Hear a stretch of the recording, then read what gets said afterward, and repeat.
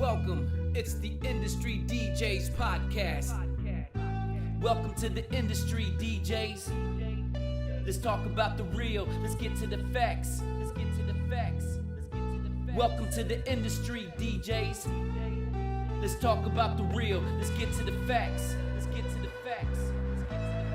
Come on in, grab some headphones, relax, grab a seat. Let's talk about beats, the word in the streets, how you hustle, struggle to make ends meet, so you could cop them tools that made you elite at your craft. Lead, walk us down that path. Teach us how to math, how to get that bag for the record. Oh wait, everything is digital. Techniques are pivotal, the game is getting critical. Oh my God, and we ain't talking biblical, political, but how the scene is getting cynical. It's typical for phenoms to act some way. The reciprocal is people who cast that hate. Let us debate for the people who are now tuned in through a camera's lens. You are now zoomed in on the podcast, taking over the grid with Val, do it like this, and DJ T-Kid. Ladies and gentlemen, Holy shit, that's loud. that's your fault. Ladies and gentlemen, welcome to another episode of the Industry DJs podcast. I am your host, DJ T-Kid. I'm your co-host. I'll do it like this. I want to thank you guys for tuning in to another episode here of our podcast. You can check us out every single Monday here on Facebook at the Industry DJs, also on YouTube and Twitch at the Industry DJs. Check us out live check us out on your favorite streaming platforms: Apple, Google Podcasts, Amazon Music, Stitcher, and the Anchor app. Ladies and gentlemen, we got a guest in the building here. Please help us welcome Mr. Voodoo in the building. What's up, guys? What's up, Mr. DJ Voodoo? What's going on? I appreciate it. Mr. Voodoo to you, motherfucker. Mr. Voodoo. What the fuck is wrong You with guys this should hear the pre-show banter between these two. It's hilarious. It happens all the time, bro. Mind your business. Mind your It doesn't business. happen all the time, but sometimes I have to remind this man here of stuff. That's yeah. Stuff. What stuff? Let's see. Let's do a mic check before we start the show. And I do that. 138 episodes. You want to still do my checks? 138, and then and then on top of that, let's see. Can you stop what you're doing before the show starts in 5 minutes? So No. right, exactly. I'm always busy. Always busy. But Fuck, we talked about this. We talked about this when we walked in here. I was like, you're always busy doing something. I just fixed 3 sound systems over the phone right now since you've been here. I feel like I'm in a referee in a relationship here. Do it, bro. Gino was the same thing. Jerry, Gino Rock and Roll was the same thing here. Jerry, even though he's not my type, bro. He needs longer hair, no mustache, real boobs. Right. Bigger butt. Right. And a JJ. Right. Has to have one. Not sewn in either. Real quick in the live stream, we have Jackie, we have Liz Rojas, we have DJ V, we have Fast Eddie in this live stream here on Facebook. What's up? What's Thank up? you guys for tuning in. Yes, for sure.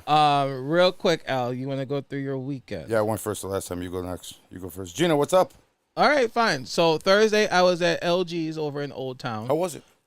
It was so every Thursday we talked. Every Thursday they do trivia night. Right. 7 to 9, and then I DJ from 9 to close. Every time once trivia is over, because most people are there for trivia. Most people are done. They get up. They want to leave.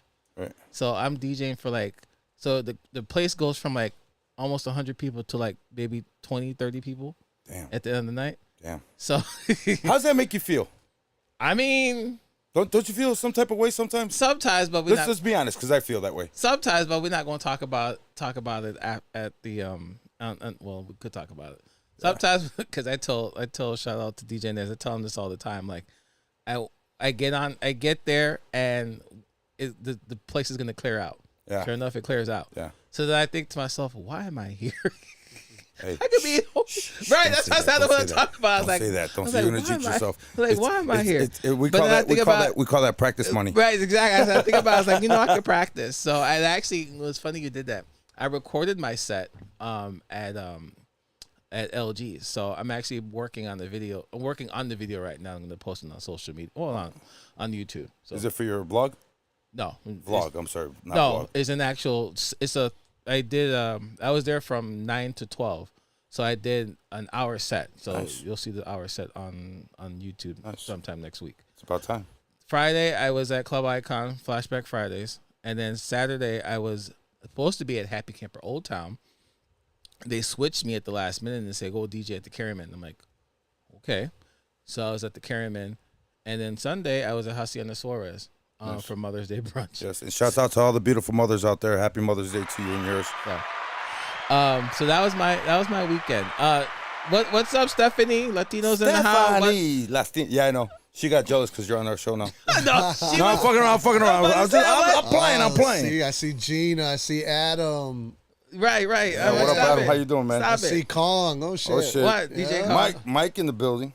Right. What's going on, man? Fuck, dude. So how Stephanie said paid practice session. You're right. That's what I said, man. You're right. And this guy's over here complaining.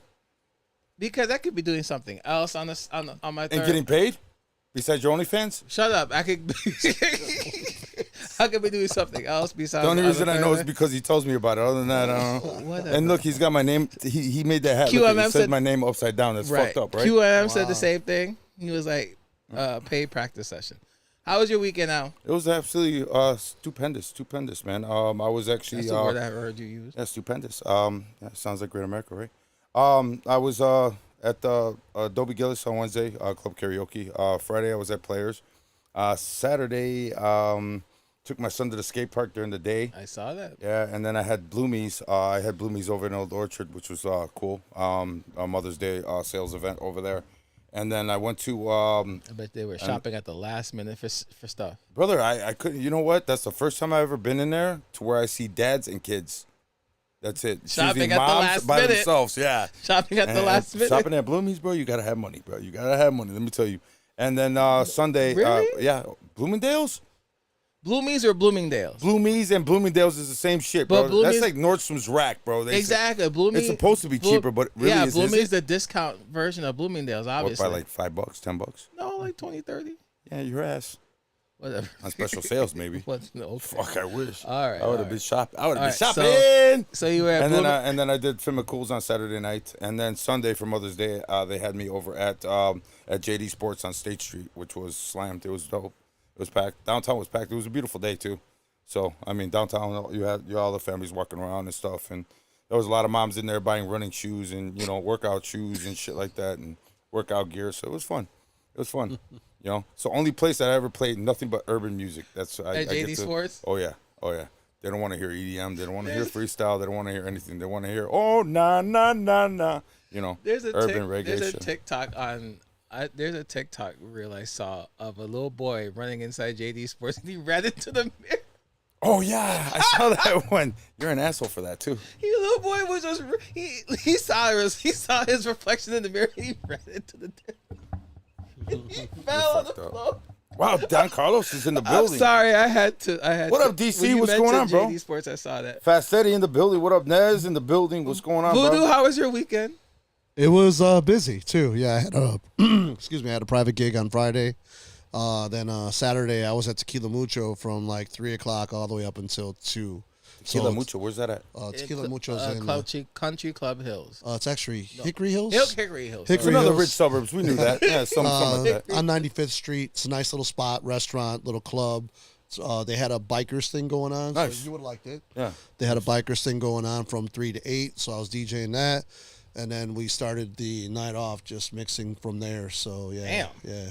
I seen your guys over at a car show too. Couple weeks ago. Yeah, same spot. Yeah. Okay. It was at the same spot the week before. Okay. Yeah. Nice. Yeah. Nice. Yeah, they try to do community stuff, which that's something I like. That's good. That's good. You know what? That's great for restaurants that they get into the community because it allows the community to actually, help them out, by supporting them and Correct. stuff like that. Correct. A lot of these people don't do shit for the community, and they expect the community to help them out. Well, they're not going to do that.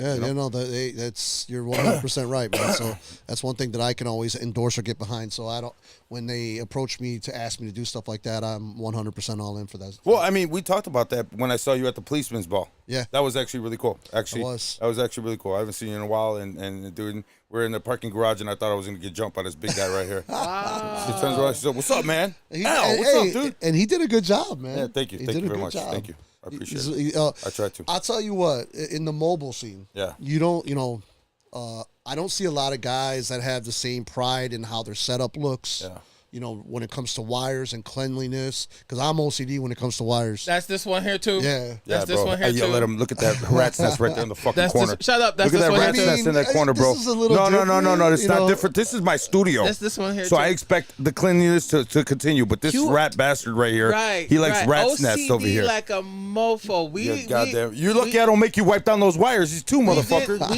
We did his daughter's kinsei somewhere out in the boondocks. And Boondocks. where was I had it? to take a plane. Right. It wasn't. It was. It was on the other side of Oswego. It was in I was Montgomery. about to say it was in It was Montgomery, in Montgomery, right? Illinois. So we did that. Mind you, we did get there on time, but they wouldn't let us into the venue for some reason, right? Yeah. Okay. Yeah. So I had to rush. So we had to rush to set up. So while we were setting up, this one here was OCD like a mofo. Bags can't be behind the DJ booth. We gotta move the bag somewhere else. That's right. Yep. And he would, and then like in terms of the wiring, we had to get gaffer's tape and tape That's everything. right. And then I get it. Some places had to be taped down, but like certain places didn't really need to be taped down. No, every place needs to be taped down. I'll tape your ass down. You keep talking shit. Well, Okay, OCD. the way I look at DJ that, OCD. I like that. the way I look at that is you got a beautiful place, right? It's decorated to the tilt. Everyone's in nice clothes, right? They're taking pictures and everything, and everything looks beautiful. And you see this DJ setup with all his wires hanging down. It looks all crazy. And it's like, that's the worst thing that you just did. You ruined their picture with all your nastiness, because you're not professional. So, and then the taping down of the wires, I only do that when it's either me or someone that's going to trip on them. So it's a safety thing. You know what I mean? I'm a fucking idiot, so I tape them down He for tapes myself. it down everything. Like like I said, some places that doesn't need to be taped, but that's just how. Dude, So. well, first of all, I got stock in gaffer's tape. So, Oh, there you go. Clearly, welcome. There you go. clearly. So Sue, what's up, babe? What's going on, Sue? DJ V in the building. what's What up, going bro? on, DJ V? What's going on? Real quick, shout out to DJ Envy who was with us last week. No, don't I shout his saw ass that out. episode. Fuck him. I saw bro. that episode, Oh man. my god! You want to talk about a fight?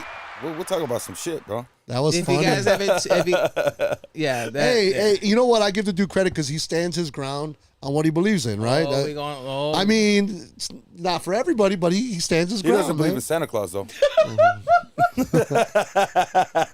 Oh my god! Nah, shouts out to Envy. We love you, bro. I got 35 plus years with that guy. He's a brother of mine, regardless. To the end of the world, to the world blow up, man. So, man, this is awesome, dude. Glad to have you on the show, though. Seriously, man. Yeah. I'm still a little hurt with what you said to me yesterday. I'm a little honestly. That wasn't meant to be heard. It was a compliment, dude. I simply told him I thanked him for having me on the show because Chicago's got thousands of DJs, and I know you guys know a lot of people. So I was just like, thank you for having me. I appreciate it. This is awesome. Yeah. No, seriously, I wanted you on the show. Number one, you're an asset. Your business is flourishing, and you do it all. You do everything from photo booths. We talked about that to photography to all the way down to the DJs. And I mean, this show was designed for DJs such as yourself. We want to know how you did it, how you got into it, stuff like that. We're going to talk about the background of how when Voodoo came out. Voodoo Child. Where'd you get your name from, by the way? Yeah, because that name Voodoo has a negative connotation sometimes. No, it doesn't. Just because you're Jamaican don't mean shit. Whatever, Al. Jamaican? He's Jamaican. So when you say voodoo, bro, it gives him goosebumps. Yeah. No, it doesn't. Yeah, But- bro. Don't bring out like dog bones and Whatever. dice and Chicken shit, bro. bones. It's Chicken chicken bones. Yeah, no shit, right? He's gonna start shaking and shit. No. No, but He's just making me the crazy. word voodoo sometimes has a negative connotation. Oh, yeah, depends yeah. on how you use it. It depends. Sometimes, every time. It depends on how you use it. Voodoo is not for a good thing. Let me So I want to say I think I started in '94, so it's been 30 plus years now that I've been DJing, and everything was taken. And I remember, I think '94 is when all the energy drinks were starting to kick off. Like there was a whole bunch of them, and there was Thanks, energy. Rebel. There was an energy drink called Voodoo, Yeah. Oh yeah, I remember. and that. I Damn. saw it, and I was like, "Oh man, no one's got that name." Oh, not at least not here in Chicago Right. that I saw. So that's how I got it. That's how You know it what's stuck. crazy is actually before that they had Voodoo. They had the song Voodoo Child. Voodoo Child, yeah. Yeah, and then that was pretty big in the night, like around the time you started. So that's where I thought. You Yeah, got the yeah, name from. no, it wasn't from there, but yeah, I am familiar with the song. Yeah. And hope isn't so. there an artist, Voodoo Child? I don't know. That I don't know. Yeah, That I think I know there's a couple of Voodoos across the United States. Have But you gotten fired or you gotten sued yet? Not yet. So then don't worry about it. Yeah, exactly. I'm not worried Don't worry about about it. Fuck them. Right? It's a, I just Google. It's a song by Jimi Hendrix, Voodoo Child. Voodoo Child, right? Yep. Jimi Hendrix. Wow. Rest in peace. One of the best guitarists in the world. There bro. you go. There you go. That guy, I was watching a documentary on him not too long ago. I didn't know that this guy actually put acid in his fucking eyes. Oh, didn't know that either. Yeah, that's crazy, bro. No wonder he played the guitar so damn good. Maybe I should try that DJing. Stupid Mike. He's like, Voodoo's my hero. Want to be like him when I grow up. Isn't he older than you? I don't know, to be honest with By you. a long shot, I think he's, how old is he? Like 60? No, I'm joking. Oh, I'm just damn. teasing. I don't know. It was actually great to see him at the show, man. He looks great, He's man. one of the hardest working guys I know, man. I'll tell you that much. That dude is everywhere. Dude, if it has anything to do with music, he's there. Yeah, he's either MCing or he's setting up equipment or he's DJing. I mean, that dude, he's yeah. Yeah, it says something about that. He's stupid. That's his manager. That's the boss lady right there. Okay. All right. So Voodoo, like, how did you get your start into this game? This So lovely I game called actually DJ? started out as a dancer. I've heard that. Back in the I've heard that 80s, story. probably around 85, 86. I grew up in Little Village, 26th Street. Back then they had dance groups, so I was in about the to say dance dance crew. Yeah, dance. Yeah. Well, I think. Yeah. Got it. So, being in a dance group, we would perform at some of the places where the DJs would throw dance, parties at. Mm-hmm. So like the church halls or the Lawndale halls or the IHMs, the American Legions, stuff like that. So in performing, so we would perform and we would be on their flyers. So I had networked with a bunch of DJs. And then when I got into DJing, I used to have like these house parties. I used to have like 4 major house parties in a year. And I just wanted to learn so I could DJ my own house parties and make my own mixtapes. Can I ask you a question real quick? Were these houses ransacked and stolen like some of these things? Or these your permission? No, but I was part of one of those. Okay, Not cool. voluntarily either. I just found out about that after all these years of going to house parties and DJing house parties. I didn't know that half these parties were broken into houses. That happened to me. This is fucked up. I'll get into that in a minute. Yeah, we'll talk about that. But I want to know. So I got with back then. That's when they just came out with CD burners, and Napster was like coming around 90s, too. The 90s, yeah. Yeah, late 90s. So what I did was I went to a bunch of DJ friends of mine, told them that I would clean their records, I would burn all of their records to CDs, and then I would give them a digital copy, the CD copies of the. So I actually played every record live, bro. I stood up for months, up until 3, 4 o'clock in the morning, recording all of these guys. Damn. Yeah. Why do I always meet the fucking people late, bro? God, man, damn it. Where were you when I need? No. Right. You know, what, So you know why, Al? Because you're too busy DJing on the north side. That's what it was. yeah, That's true. Northsider. I had to buy my records. That's what it was. So then I did that. I had a couple of mentors that helped me out. One was a guy named Gus Get Down Lopez. He doesn't DJ anymore. Wow, I heard of him. So he actually taught me. We did have turntables. I did learn on traditional turntables, but I love technology, and obviously, this fucker right here, right. obviously, I would love to carry a book of CDs versus 20, 30 crates. Fuck you. I was Fuck you. My back hurts now. So- Just talking about it. So I embrace technology, man, whenever I can, because I just think it makes it easier. So if it's easier, and if you're a good DJ, it'll make you more creative. Oh yeah. Right. So that's how I got into it. And then so from my house parties, I would get somebody else saying, "Hey, can you DJ my basement party?" Or, "Hey, we're having this, baptism or whatever." Mm-hmm. And so because I never intended on going public or being.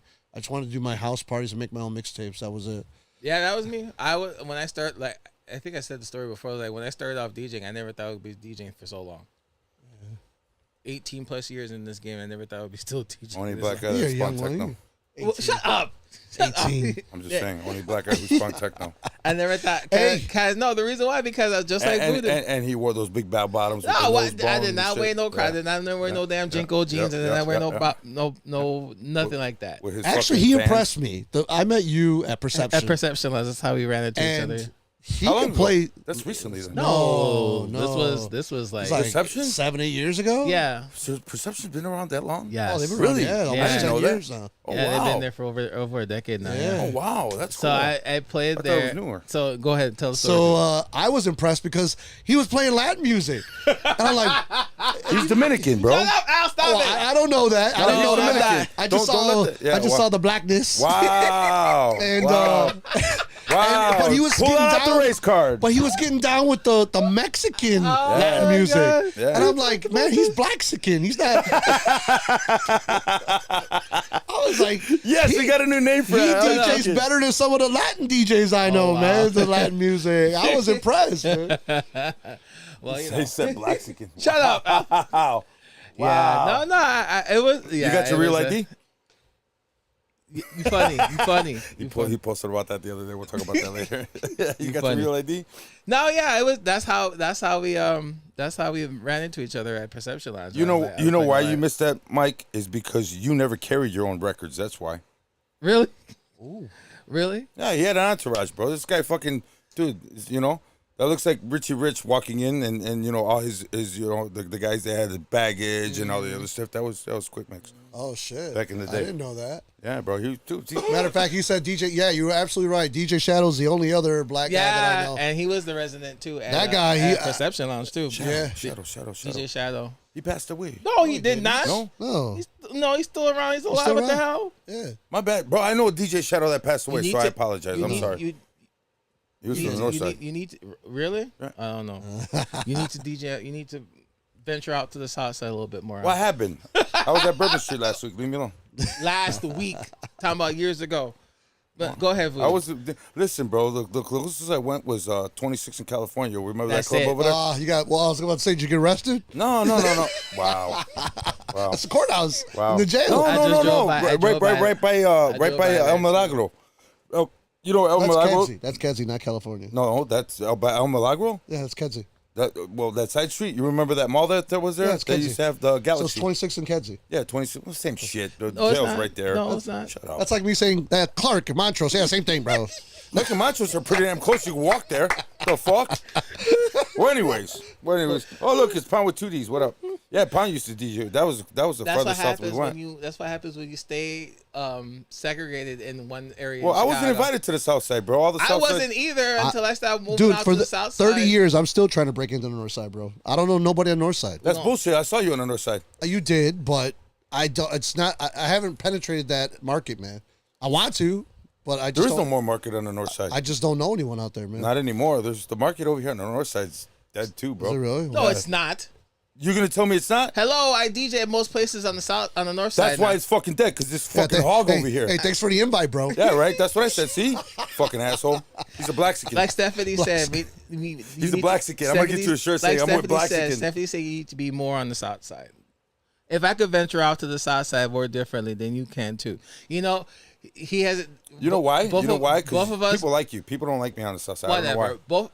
Right. I was about to say something that's not Go ahead, appropriate for the Blaxican. show. Go ahead, Blaxican. But both of us are going to be at the Cicero House Fest at the end of this month. There you go. That's on the south side. So- South side. So it's on the south Southwest side, side, yeah. southwest Yeah. side. So there you go. Southwest so, side's the suburbs. so there you Yeah. go. So Cicero. you could Mingle. mingle with the crowd Network. over there on the Man, south you know what? side. Some of my Network. good friends are on the south side, bro. So I love the south side. But you don't DJ out there though. No, because there was back in the day. It was back. Look, all right. Let me tell you something. Right now, I believe that the south side has got the most places still flourishing. Here in the north side, a lot of guys, a lot of north spots aren't even DJs anymore. They're What not do you having mean? DJs anymore. What do you mean? A lot of clubs are fucking just shutting down on the north side. So on the north side, you got Y Bar, you got Sound Bar, you have. I would I would consider that. I would not consider that north side. I would consider that ground zero. Like downtown? Yeah, downtown is ground Downtown. zero. To the south side, So yeah. so downtown is the central point, and Yeah, then, it's ground zero. and then everywhere north of Yeah. River North- North, Yeah, River North, correct, is north side. right? I can see that. From like North Avenue south I can or see north. that. Really? Yeah. So okay, then so okay. All right, so we're wait- not doing demographics right now, okay? We're not going to segregate the city right now, okay? So away from Geometry. so No, right no, so what's it? so way past north side, then you have you got LGs, you got Happy Camper, which have DJs. You got the Hang Up, you got Mothers. They got DJs there, and then you got Wrigleyville. So you got like the saddle, you got Stolen Saddle, you got Why'd they have to call it the Stolen Saddle on the north don't side? ask me, I That's don't fucking own the racist. place. You got Hacienda Suarez, that's on the north side. You got That's what pretty else? What else is on the north side? Road I mean, 66. there's still You a got lot the of places, Country but Club, you got the they Tin got a Roof. lot more stuff over there on the You south side. got, and then you can venture off into Lakeview. You got Progress Bar. You got Damn, a he's Fantasy like a- he's like Nightclub. a- You got Because he you DJs got everywhere. That's Hydrate. why he But okay, but I You could like the go white to pages, bro. Town. Like That's the white Boys Town, pages, of course. man. Yeah, bro. I'm telling you, this guy. Pound said he could somewhat agree with you. But then you on the south side you got Perception Lounge. You got Hall of Fame 1 and 2. You got what else you got over there? Local you got Cantina. Local Cantina. You got Simone's. You got right. Keep going. Twisted Cantina. Twisted Cantina, yeah. You There's got too many cantinas. you got the You got a lot of Mexican you got bars over Penny there. Whistle over there. Yeah. You got Oh, look at fucking Pilsen and 20, yeah, all that Okay. shit's blowing the fuck Pilsen's up right blow- now. yeah, Pilsen's blowing It's up. blowing the fuck up right Okay, now. so So you you- want to talk about it? Why you So blushing? you have Why no. you blushing? I'm not blushing. I'm You wanna saying see a black guy there's a blush? lot of south side spots and there's a lot of north I side can tell he's spots. blushing. Because he's Mexican. You got a lot, you got a lot of south side spots. You got a lot of north side spots. So got you need to venture out to the south side. If I could play at those places on the south side too, you can too. Because you're Mexican. Whatever, Al.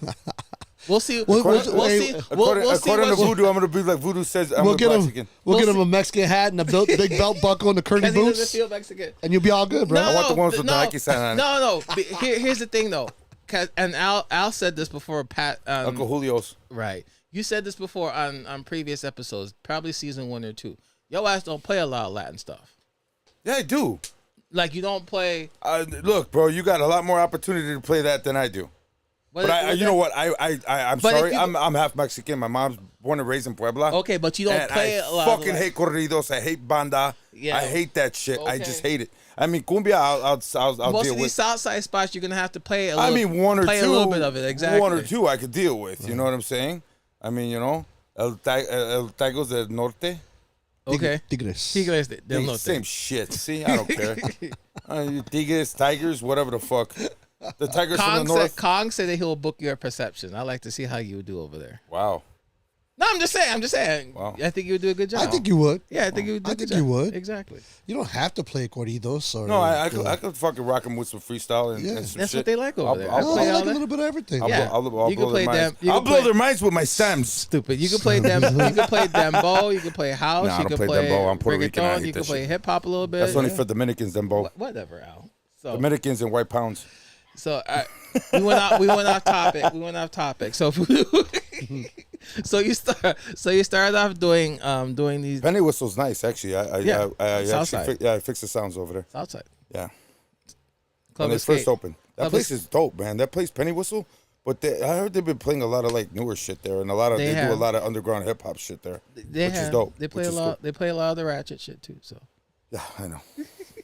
so Voodoo, you started out doing the dance cruise, and then you were playing. Hey, go fuck yourself, Pound. How do you know my shit's on? You played on organized? vinyl for a little bit, and then you move on over to CDs because you rather be carrying a whole bunch of crates. Right. I mean, you were carrying a whole bunch of booklets. than So crates. Those booklets were heavy too. they were, but not They as were heavy as heavy, too. grades. You should know you carried crates during your days at Alcatraz. Yeah, I know. Yeah, and we had to jump on the second floor with a wooden ladder. Wooden We ladder. had a wooden ladder, and you had to put your crates up and then push them to the side. And the Medusas, we had to walk up 2 flights of stairs with crates. And mind you, and I was DJing from 7 o'clock till 3 o'clock or 4 o'clock in the morning. So, and you're talking on the LPs on wax, you only get 1 track per LP. So I had fucking crates. That's upon what I'm crates. saying, man. It's like That's- 20 crates up there, man. Yeah, no Yeah, thank that you. sucked, yeah. You said no, thank you. No thank The you. only thing I really liked about that time is that people enjoyed the music that you played. Now it's like, Yeah. hey, you got YouTube, you got a computer, you could download that shit. Fuck out of here, bro. I agree. The 2000s, it changed. Everything changed. Technology changed. Yeah, technology did change it. You know what? But I have to admit that we live some of the best lives, man, because we watched technology just fucking blow the fuck up. When we went from analog, and then we went to CDs, and then Right. we went to now we're in computers. Serato. I'll tell you what I feel. Okay, so let's get back to what you asked because it's going to tie into what we just talked about, what you just mentioned. Okay. So I started doing more mobile gigs because I'm a money chaser, and there's a lot more money in mobile than there is in clubs, Of course. right? So I immediately gravitated toward mobile. And there was always, back then in the 90s, there was always this stigmata that mobile DJs didn't blend, they didn't know how to beat match. They were just basically, playing one song, fading it out, and going into the next, right? So I always had that strike against me because people were like, oh, he does mobile. He's a wedding DJ. And back then that was like, if you were like if you want to be a club DJ or a real DJ, they were like, oh, well, that means you can't blend.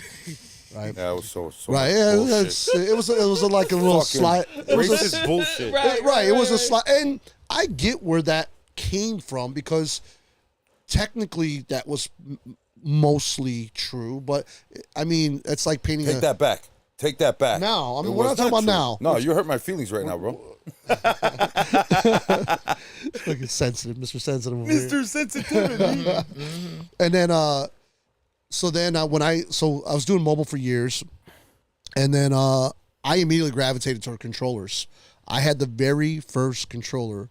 It was the Hercules DJ Control. Oh wow. The little box this big. Right. Right. I don't even remember So that. I immediately gravitated to that because I'm like, this is the future. I knew without a shadow of a doubt, this is the future.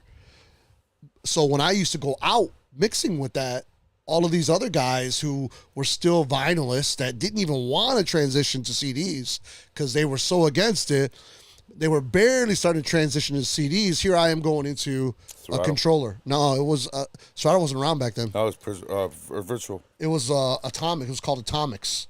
That's what a virtual was prior. Yeah. So when I came in with that little box playing music and mixing the same way these guys would on vinyl or CDs, they acted like I was trying to like I was mocking them or like they thought I was a joke, man. They're like, oh, you're bringing in this little box, looks like a toy. You're not a real DJ. But I just knew. I was like, this is the future. Controllers are the future. I just, without a shadow of a doubt. And I stood my ground. So I think me wanting to transition to technology right away before everyone else did, it was so the combination of being a mobile DJ, embracing the technology, and then them wanting to shut me off to the side where it's like, More convenient. well, they're like, he's not a real DJ. He's not a real DJ. He's mobile. He's playing with that little controller, that little box toy. You know why?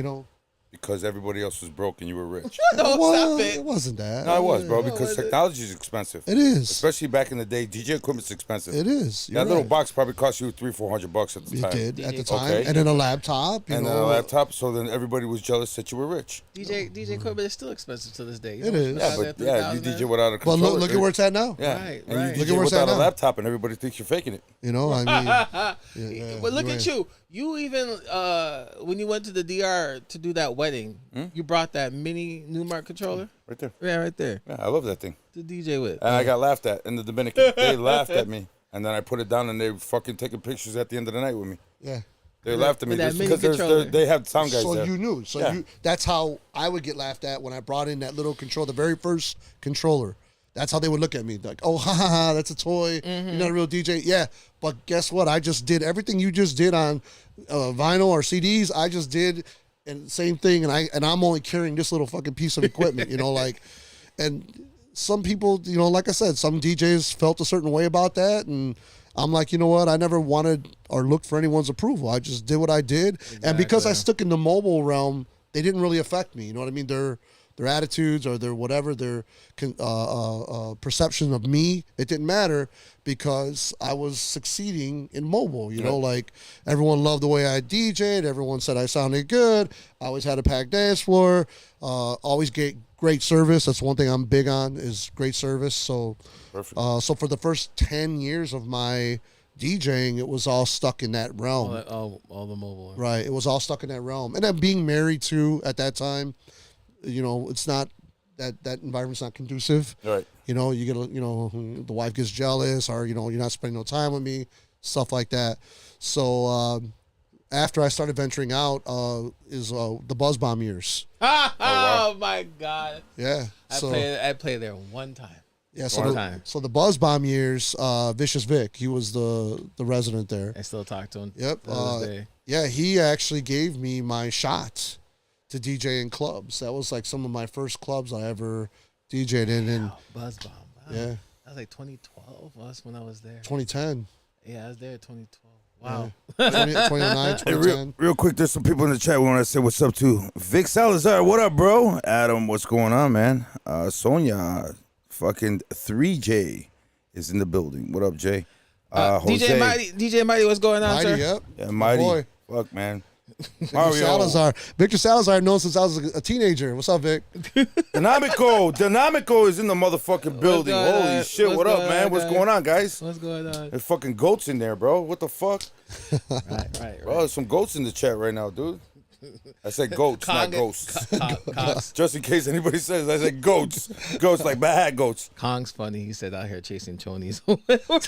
Both bomb. Wait, who's chasing chonies?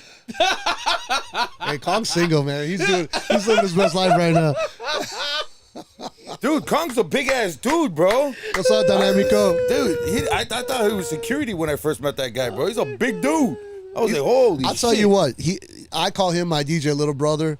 He's a fucking beast, man. Yeah, he is. He's dope. He's one of the best open format DJs Yes, I he is. know, man. That boy, he can mix his ass off. He can cater to any crowd. He knows what he's doing, man. Hey, 3J wants to know what's up with We're still working on it, 3J. I was supposed to comment. it ain't fucking happening, so stop it. It ain't happening. Leave him alone. It ain't happening. It ain't never going to happen. It's the running joke that we still going to have V5 on the show. Who's V5? Oh, the Oh, promoter. it was a Northside team. Sorry. Oh, okay. Yeah, see, Southsider. Yeah, Southsider. Southside. They had some Southside DJs over there. So you got your first clubbing experience over at Buzz Bomb. Yeah. And then since then you Well, I forgot. Where was Buzz Bomb? It was Bedford Park. Oh, yeah, that's right. 71st Street, Yeah, right? 71st. And it wasn't an incorporated area. It was Yeah. all businesses. Yeah. I mean, they literally had people waiting. So I don't know if this was genius or just dumb luck, but they were very selective on who they let in. And I don't know what it is. When people see a red rope and people wrapped around the building, it's like, I got to get in there. Yeah. I don't know what it is. I don't know. It was all, and like you said, it was in an unincorporated area, and there wasn't like any brand identity when you walk into that place. Like not at It's all. like, fuck, I'm going to go get jump back here. it What was the hell's just going it was on? just like it was just like a building, Yeah. probably like a little sign that says Buzz Bomb on it, but like there was a line to get in there and stuff like that. I remember Timber, what up, bro? I played there one time and one time only. So Yeah, I heard that remember place was fucking packed. It was. It was That place jumping in its constantly heyday. Yeah, it was jumping. So then I went from there to a couple different other little clubs all over the Southwest side. I think the biggest one back then was it Zentra? Was that the Oh, fucking Zen. When Zentra was around, you're talking Crowbar. right? Crowbar was a Yeah, big yeah, ass. yeah. Yeah, one that of was the probably one of my bigger clubs that I DJ'd at that Where, period. Central? Huh? At Zentra? Or Yeah. Crowbar? No, Zentra. Okay. Yeah, because they had two rooms, right? Yeah, they had first floor, second floor. Right. Yeah. Yeah. So it was probably one of my bigger clubs that I DJ'd at, and then I started hitting the little bar circuit around, the Southwest side, so like Berwyn, Cicero, Little Village area, Pilsen. Slowly growing, you know what I mean, like the name and doing what I do, and now I can't even believe it's been 30 years. I can't believe, and the last we were just talking about this. I never thought in my wildest dreams that I would play in Times Square. Right. Oh, you at did that, huh? Club Yeah. Nebula. Yeah, Yeah. that was New York is amazing. The energy out there is crazy. Last year I was at MGM Grand at Hakkasan. Saw that. Nice. Very weird. The vibe there is very weird because I was telling him they're more about bottle service. I mean, the club is huge, the dance floor is small, and it's all booths because they want to sell the bottle service. They want people to sit in the booths and drink their bottles, and nobody dances on the dance floor. They're all just kind of doing their thing in the thing. So it's weird because a Chicago club, like we judge if we're doing okay by the dance floor, if the dance floor's packed, and that's not happening in Vegas. No, In Vegas, they're more concerned about money. After COVID, that's changed too, man. No, Because this the was club, before even COVID. after In COVID Vegas, here it in was Chicago, before- it's well- more chill now. Well, even It's not before, as- but even it's not as before prevalent as COVID it used to be. in Vegas is like that too. Like people are more concerned. Vegas is money driven. Yeah, I it get is. it. I mean, all the I get places it. that I went to when I was in Vegas were all fucking like big ass clubs that were fucking like. it was you know, huge. they were- Hakkasan's I mean, huge, they were bro. huge. Hakkasan's huge. But the dance floors were I fucking told- packed. I I think thought they it they was at got a guys concert. like Steve Aoki and Yeah. all these other guys, Tiesto, they all go there. The place is humongous and it's beautiful. Yeah. But it's just so weird that dance floor is so small. And it's $500 to get in, and it's fucking booze. As far as you bottle. can see, it's booze. Quick story. So when I used to work for Walgreens at the time, the annual Walgreens convention was always in Vegas. So I remember I went in 2012. I was out there in Vegas, and it was a plane. The plane ride was pretty much filled with a bunch of Walgreens employees there. That's racist. Shut up. We got there. Convention was fine, but one particular night, it was a weekend. We didn't want to go back to our hotel, so we went out to the clubs. Oh. And we went out to, I forgot the name of the club. I have the receipt though. I don't even want to see it. Yeah, it was a lot of money. I still keep it to this day. But Yo, Kev, what up? Yo, Kev. No, but I remember we went out to let me see if I can find the receipt real quick. No, I don't want to see the receipt. You don't have to see it. Because I want to cry. But $10,000 credit card? No, it was a lot more money than that. It was more than 10 grand? Yeah, it was a lot more than that. We spent a lot of money on bottle service. I remember the bill was 6 figures. No shit. No bullshit. It was Took a fucking small loan. It was me and like 50 other Walgreens employees there. I hope somebody got a fucking raise because I ain't paying 10 grand. The tip was like a car. Gratuity was like a car. Like 6 or 7 grand. Yeah, it was expensive. Damn. But yeah, it was interesting. But fuck Vegas. Fuck Vegas. It was a lot of money when I went out there. I was like, never again. I'm not going. Here it is. Fucking Mario. I remember 100. This was in 2012. $189,000. Whoa. $189,375. And were you drunk when you were reading this? Because I would have been like, bro, I'm No. seeing way too many zeros right now. It was. Whose credit card did that go on? Walgreens. I think we had this. Walgreens. Stupid. I think we had Walgreens corporate event. I think we had to split the bill, but I'm looking at the receipt. Better. It was someone bought like 8 Fiji waters, so like $64 for that. For 8 Fiji waters? Did they go to Fiji to get this shit? You stupid. Fuck. It was Damn. it was like Naco, what up? 55 Grey Goose, $770. 55. Why don't you get a bottle? 8 bottles. It was like 23 Fiji waters, $184. Dom Perignon, $25,000. That shit sucks. How much? $25,000. Did it come in the gold? Damn. Yeah. In gold? Gold. And it was not, but we bought 8 of them, so it was $950 a pop. Better fucking. And a bottle of Grey Goose, $475. Dom P Luminous, $7,600. Don Pete on you? Stupid. R. Kelly shit. 3 Patrons, cocktails, Max, what up? $3,600. 4 bottles of Heineken, $40. 2 bottles of Bud Light, $20. Wait, $10 per Bud Light?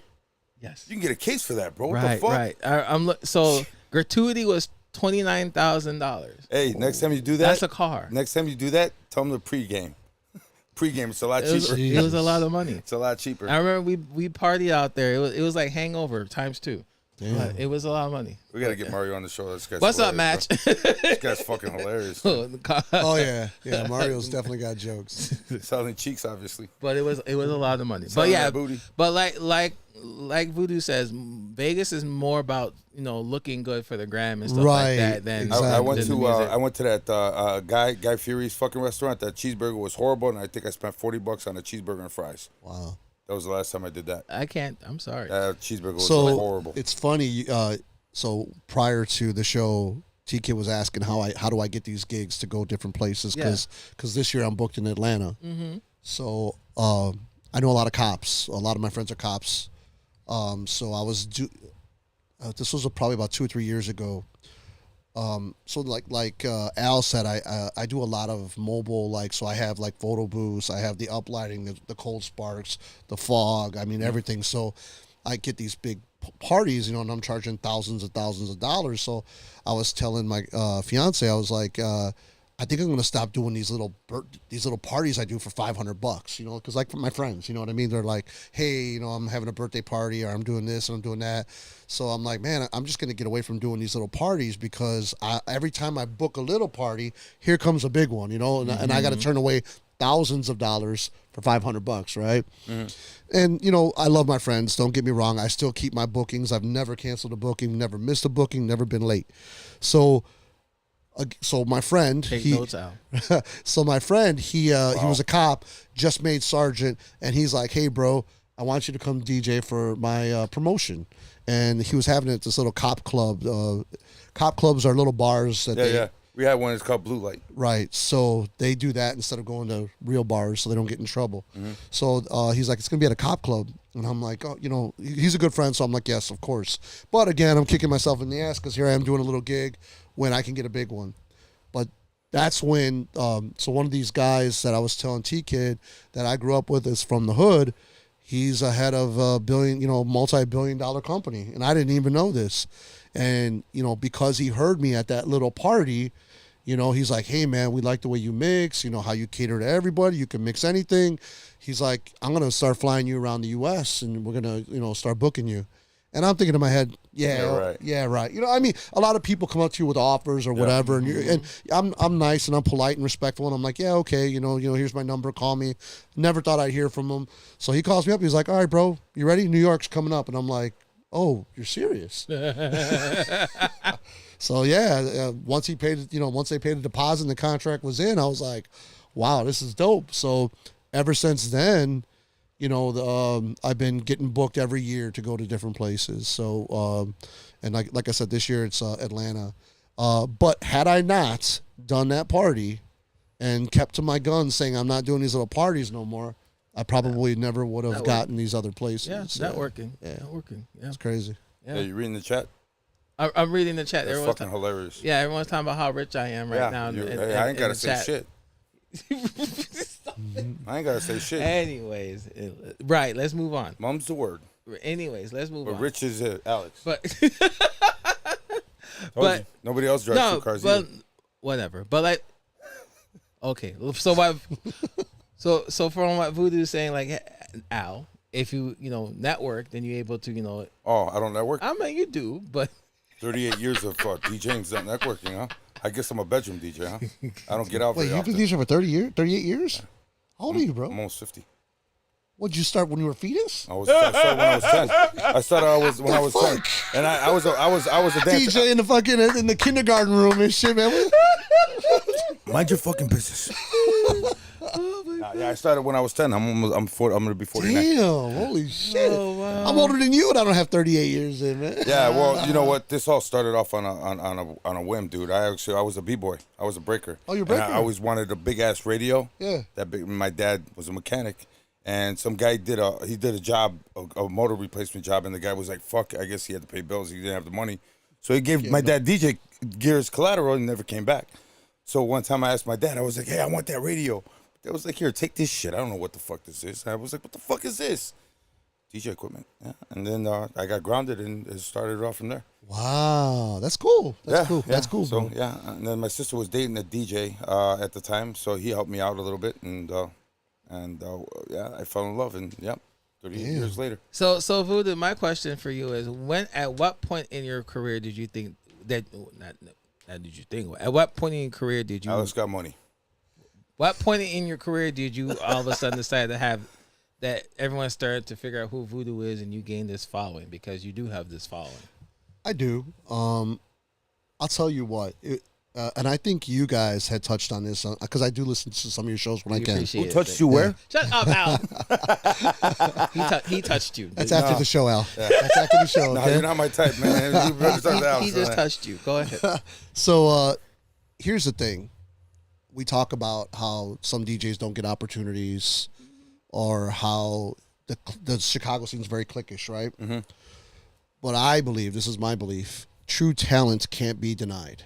No, you're right. If you're good at what you do, it shows. Even if you have heart in what you do, it shows. People can tell.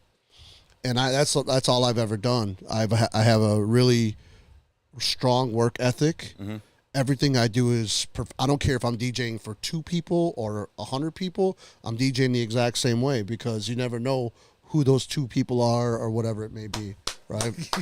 Ladies and gentlemen, we'll repeat this later on. Take notes. Take notes. Yesterday, myself and DJ Nez, we were DJing Hacienda Stores, and there was this one lady that was dancing. Yeah, she was on crack. Shut up. There was this one. She was having a good time. A little bit too much. Shut up. She was having a good time, but she was the only one in that building that was dancing. and I captured the video and I posted on my social medias. I'm like, and I said what you just said, Voodoo. It doesn't matter if you're DJing for thousands, hundreds, or just one person. A lot of that one person having a good time. She was all over the place, bro. She was having a good time. She was jerking up And that that's pole. all And that it's, matters. and it's interesting too because Colin? I never interacted with her at all. Not once when I was throughout the whole time I was there yesterday. She found me on social media and she followed you home last time. Shut up. She left before I did. Yeah, well, she had to wait for you in the car. You stupid. She had to wait for you in the car. But she found me on because when that video makes, I post my logo on there. But when she at the end of the day before she left, she found my Instagram and she followed me on Instagram. So She followed you like home. I said, it doesn't matter if you're DJing for, like you just said, thousands, hundreds, or just one person. Like I said, I think she followed you home. So that's I've been building for 30 years slowly, one person at a time, 3 people, whatever it is. I could tell you that the one thing that I've figured out now. Who was the guy you had, Envy, last week? Yes. Don't say his name out loud. Stop it, Al. I totally get where he's coming from. I understand because Kong and I have had this discussion before. To me, there's 2 sides of DJing. There's the artistic side and there's a business side, right? The artistic side is me, Voodoo, playing what I like, right? And I'm performing for people and I'm doing what I like to do. The business side of it is if I get hired by Al and he's like, I want you to make my dance floor pack and I want you to make my people thirsty, then if I do that, then I got to play ball and make him successful. So I got to read the crowd. I got to cater to the people, right? The majority. So there's those 2 sides, right? And I think a lot of guys, they get that confused. There's nothing wrong with wanting to be the artist, and you just got to find where people like that, what you play or whatever it is you want to do. But if you want to be in the business of DJing, then you got to play ball too. So I've always done that. I've always understood the assignment that if I get hired somewhere, it's not about me. It's about making the events I'm a part of successful. And that's by catering to people, by reading the crowd, watching the dance floor. If it gets empty, I'm switching up to the next genre, doing whatever it is that I got to do. So you're wrong on that, though. What's that? You're very wrong on that. Go ahead. Because you're both. Right, I'm both. Right, You're both. Yeah, I'm you're both. I thought when I first heard you, I thought you said that there's 2 different sides. Yeah, I'm both. You're both. I'm both. Because I'm you're the both. artist You're as right. well as the businessman. Right. In order for you to get that business, you got to keep the dance floor packed. In order for you to keep the dance floor packed, what do you have to be? Now, Artist. there's a lot of guys I know, especially some of the older guys that were before me. Back then, DJs were the one that broke music. Right. DJs were the one that brought the new music to the people. And back then, prior to technology, prior to the 2000s, people didn't have access to the music that they wanted to hear instantaneous. Right? So we grew up patient. If the radio wasn't playing the one song that we didn't like, we waited till the next song. And hopefully it was something we liked. Mm-hmm. But now with technology, it's not like that no more. The DJs aren't breaking new music. The radio is, or the internet is. Yeah. Nobody even listens to radio anymore. If Except for Alex. If someone doesn't like what's playing, they can go to their Spotify list. They can hit next. They can do. There's so many things. So their tolerance for music they don't like is gone. It's shot. Now, yes. Right. So these guys that are like, no, I'm the guy and you got to listen to what I play. No, I don't have to listen to what you play. I'm going to walk out this club. If I don't like what you're doing, I'm walking out this club and go to the next club. Right. And that's, to me, I think technology did that, because we don't have tolerance no more for stuff that we don't like, or we're not exposing ourselves to other things like how we grew up in the 80s. What did we have? We had hip hop going on. We had house going on. We had high energy going on. We had new wave going on. We had rock going on. I mean, there were so many things going on, and we loved it all because we sat there and we listened to it. But now you got subgenre after subgenre after subgenre. You about to ask? Never mind. And that's actually a good question. So here's my so then you got me to asking you a question now, Voodoo. So, because everyone in this room, we basically play to the crowd, and the crowd is mostly our age, our demographic. Right. So, what? so here's my question. So, do you think when we're playing to our age, our demo, do you think they still have that tolerance for music? I want to say no. Okay. Because they developed an Okay, I'm going to give you an example, and I'm not going to drop no names, but it's an example. No, drop names. No, I'm not Can gonna I drop buy no a names. So we were at Perception, and a very well-known DJ at that time was kind of the headliner that night, and he was gonna do an all vinyl set. Okay. Now, obviously, people are like, oh, our age, or a lot of DJs would say, oh, cool, I want to see this. Some people who appreciate, the vinyl, the patrons will go and they'll listen to it. But I'll tell you what, when he was mixing the exact same way you would mix that stuff back in the 80s, waited for the break, the long-ass break, right? He was playing the song 5-6 minutes. Fucking 7 minutes of Diamond Girl. Right. Yeah. And so as soon as the song would come on, people were like, oh, that's my jam. And after 3-4 minutes, the dance floor, it got, they started falling away to the side because he was playing the song for 5, 6, 7 minutes. And people aren't used to that anymore. Even people our age, you know what I mean? So Can you say that one more time to him? Please, Shut up, just say it Al. one more time to Shut him. up, Al. I'm not saying there's a magic. no, I'm not saying there's a magic number on how long a song should be played. You should just pay attention to the dance floor, I think, But so that's what happened. So most people didn't dance to his mix the whole night. And this is a well-known, well-established DJ. I loved his mix, but that's because I'm a DJ. I appreciated it, yeah. right? And he brought me back to my days but even me, I wouldn't have danced to those songs for 7-8 minutes because I'd be like, oh man, when's this song going to change? Yeah, right. It's got going on forever. Yeah. So I believe we as people, the culture, it's a culture now. It's a cultural thing. We don't have the tolerance anymore for that kind of stuff. So It's an indie world now. So- It's definitely an independent world now. So basically, people who are ages between 21 and 55, they pretty much don't have the tolerance that they used to for music, No. We're in a For microwave music they society. don't like or music that they don't. or they're like. not exposed to. No, not really. Even you know what, dude? I'm gonna be honest. Even when we do proms and shit, it's the same thing with them. They want this music. You're playing Fiend and some other shit. You play the refrain or you play the chorus, the refrain. They sing the refrain and they're sitting there staring at you like deer in headlights. They stop dancing. I think that's a little bit different too, though. It's crazy, man. I mean, Well, that's why the social part of that is gone. You know what I mean? Yeah. Well, thanks TikTok. No. Social media in general. Yeah, the social social part of that is gone, and the younger generation. Because here's why, and you could probably disagree with me on this. When social media, when the social media apps like Facebook and Instagram and all that stuff, they were targeting the younger demographic. But then all of a sudden, oh, my son's on Instagram. Let me go create an Instagram account or a Facebook account and see what they up to. My mom and did now, that. okay, so now that the parents are on Instagram, they're ingesting that short attention span and stuff like that, which sucks. But Especially the single parents. Swipe left, side right. Well, but Tinder. look, you go to the club, you go to any club, doesn't Gino, matter. what up? Sorry, What up, Gino Rock and Roll. What's up, Gino Rock and Roll? Gino, another Little Village guy. But I can tell you, you guys, I know you guys are in the clubs all the time. How many people have their phone out? Instead of, Oh, every time. right. How many people are dancing Instead with their of- phone? Right. or recording. Yeah. Right. Instead of hanging with your friends, talking with your friends, being there in the moment, it's, let me see what's going on Facebook, Instagram. Let me record so everyone can see me having a great time. Right. So I was at Club Icon on Friday, and I saw a group of friends. They were there, and then one person out of their group, she was on her phone, probably doing a TikTok dance or something like that to what I was playing. But You know what's even more fucked up about that? What? Is that you got those big groups and they're actually texting each other in that same table. What are you doing, bro? That's so fucking retarded. Seriously? She's right across from you. You could talk to her over there. Oh, I don't want to yell, so we're just talking. Talking shit about the rest of the table, you fucks. Nito pretty much nailing on the head. All these kids got, regardless if they're medicated or not, all these kids Medicated. all these kids got ADHD. And Stephanie said they're all in the clubs on their phones or playing a game or something on their phone. Which You know, is you know right. when we were at even Club Romo. At the I mean, good it's so time. cool because it's an older crew, Right. And these guys, it's just like one big But they time weren't. machine. But they weren't. But Except for fucking Pound and Point. I was about to say with because two they Ds. weren't on their. They You know? weren't on. You know, they had I'm to about to say something because They it's had in to the live record stream. for their wives.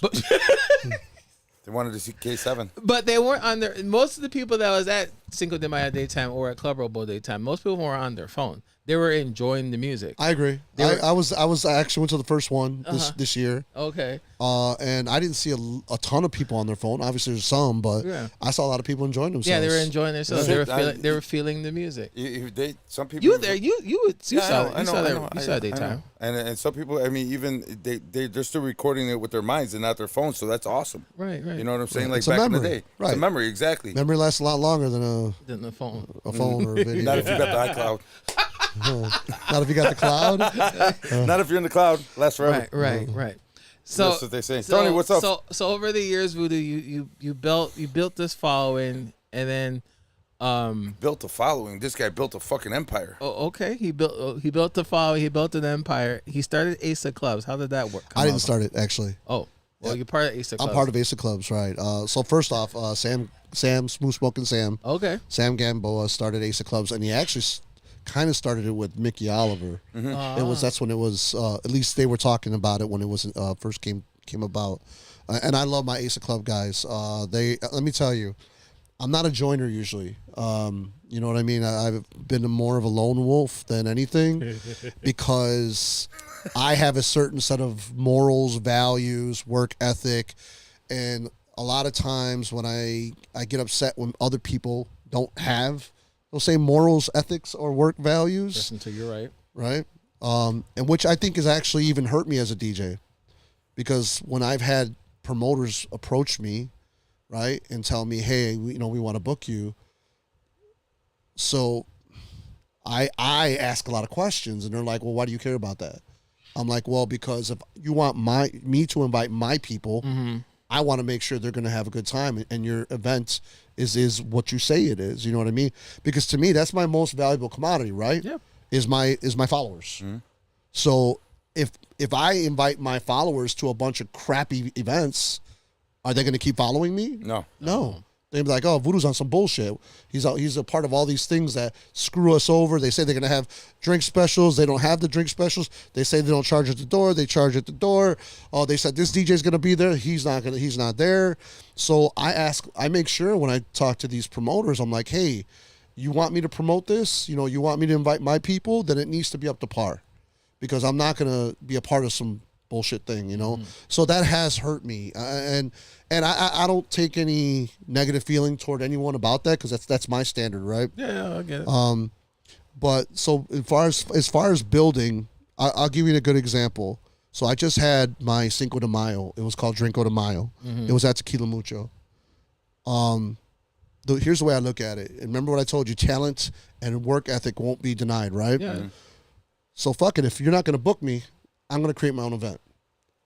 And I could tell you, I took 150 people away from somebody that day, because there was quite a few events going on. Right. Yeah. Especially that weekend. Yeah. Right. So if you were charging $30 to $50 times 150 people, that's how much money you lost by not booking me. So that's the way I look at it. You know what I mean? And I'm not taking a stab at nobody. But that's the truth. If I'm not going to get booked, then I'm going to create my own thing. Yeah.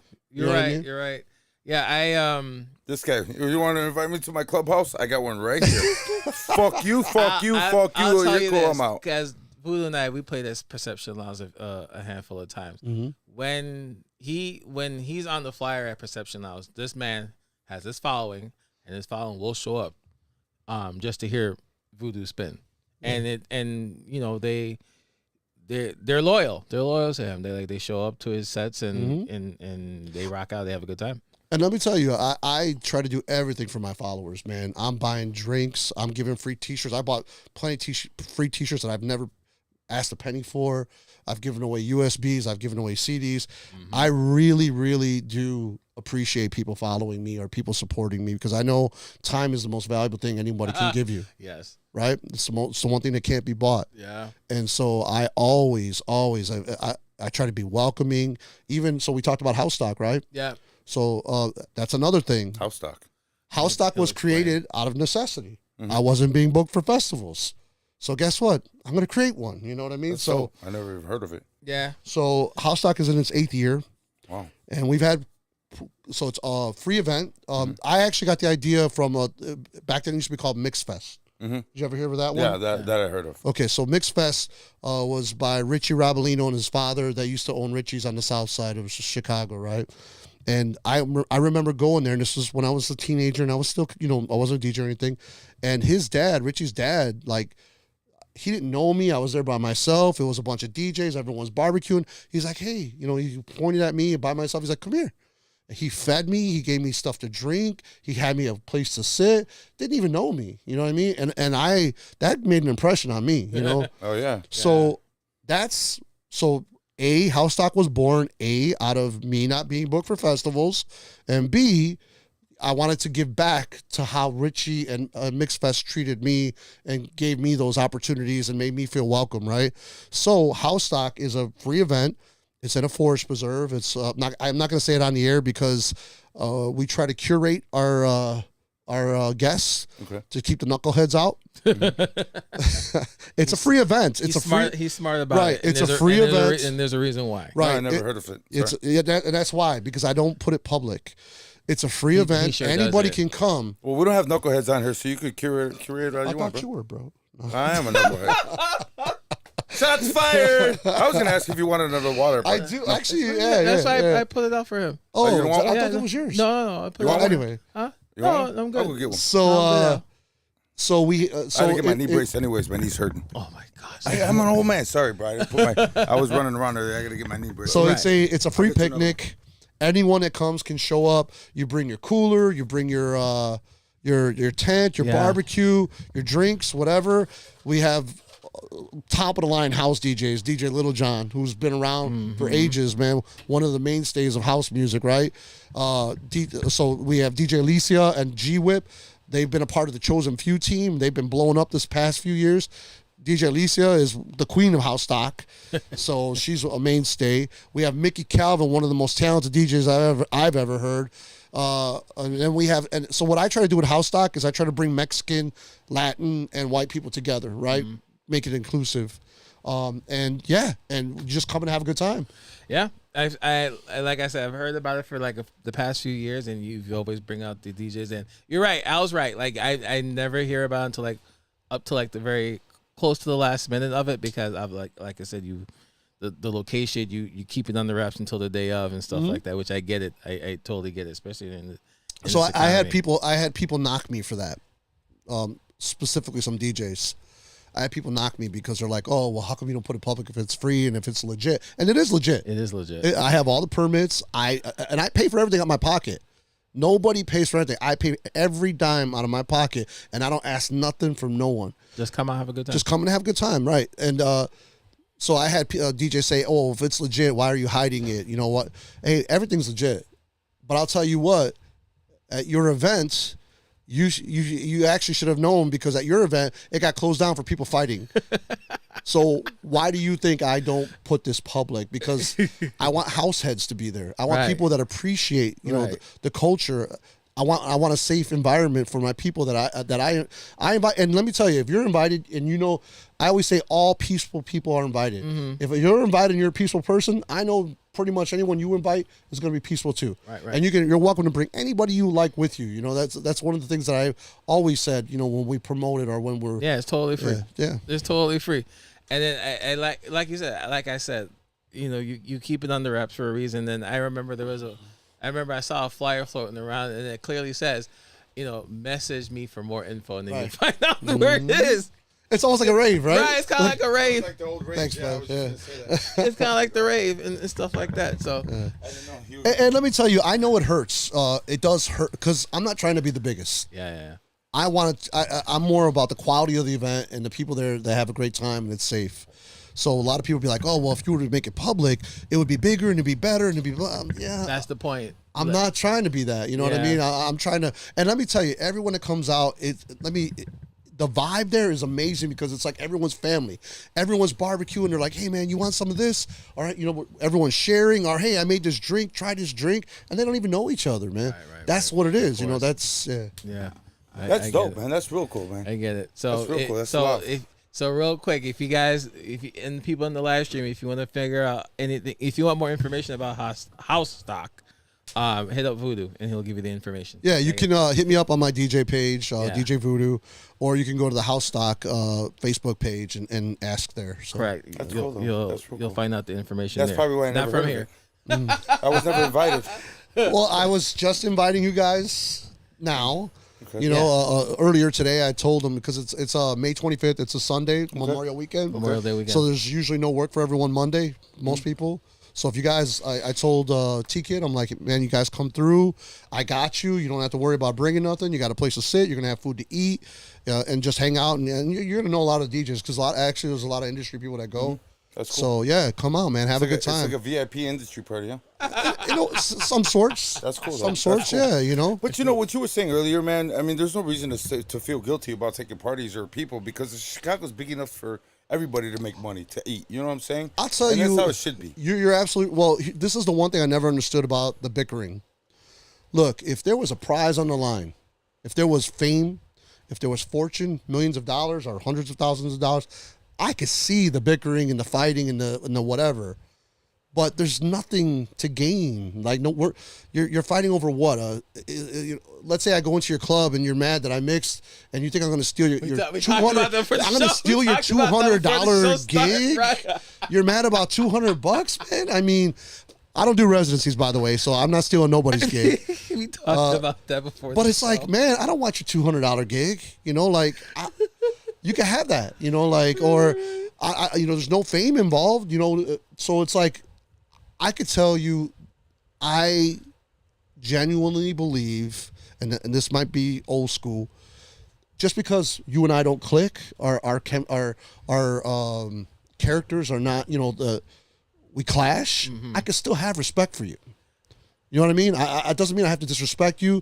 I could just be, hey, T-Kid, how are you? And then go on my way. Right. I don't have to BS you. I don't have to be two-faced. I don't have to be whatever. And I can still respect you. Now, when you start talking shit, that's a different story. You know what I mean? But that's right. You hear that, Al? We could disagree on a lot of things, but I still have respect for you. Everybody duck. His nose is growing. Oh, please. Go ahead, Pinocchio. We talked about this before. Go ahead, Giuseppe. We actually talked about this too before the show started. I was like, yeah, you're set in your ways, but I can't change your perspective on things. I'm telling you, they're like a married work couple. And man. I realized that. So I realized that. Some bullshit. Anyways. Voodoo, He's question for you, Voodoo. I asked this our guest the same question every time. So the city of Chicago is saturated with so many DJs. Right. So what makes you stand out from all the other DJs? You just said it. We all, the best analogy I can say is we're all like chefs, right? We all cook with the same ingredients, correct? Mm-hmm. So it's the way you mix things. It's how you do things. It's your work ethic, your passion, because I believe passion shows in whatever you do. And sometimes the passion or your heart and how you do things can supersede sometimes talent or sometimes technicality. Mm-hmm. Absolutely people could say, man, like if you see a fighter, he might not have won, but man, he fought his ass off. He put his heart into that, right? And you can respect that. So I think it's a combination of things. It's, it's my work ethic.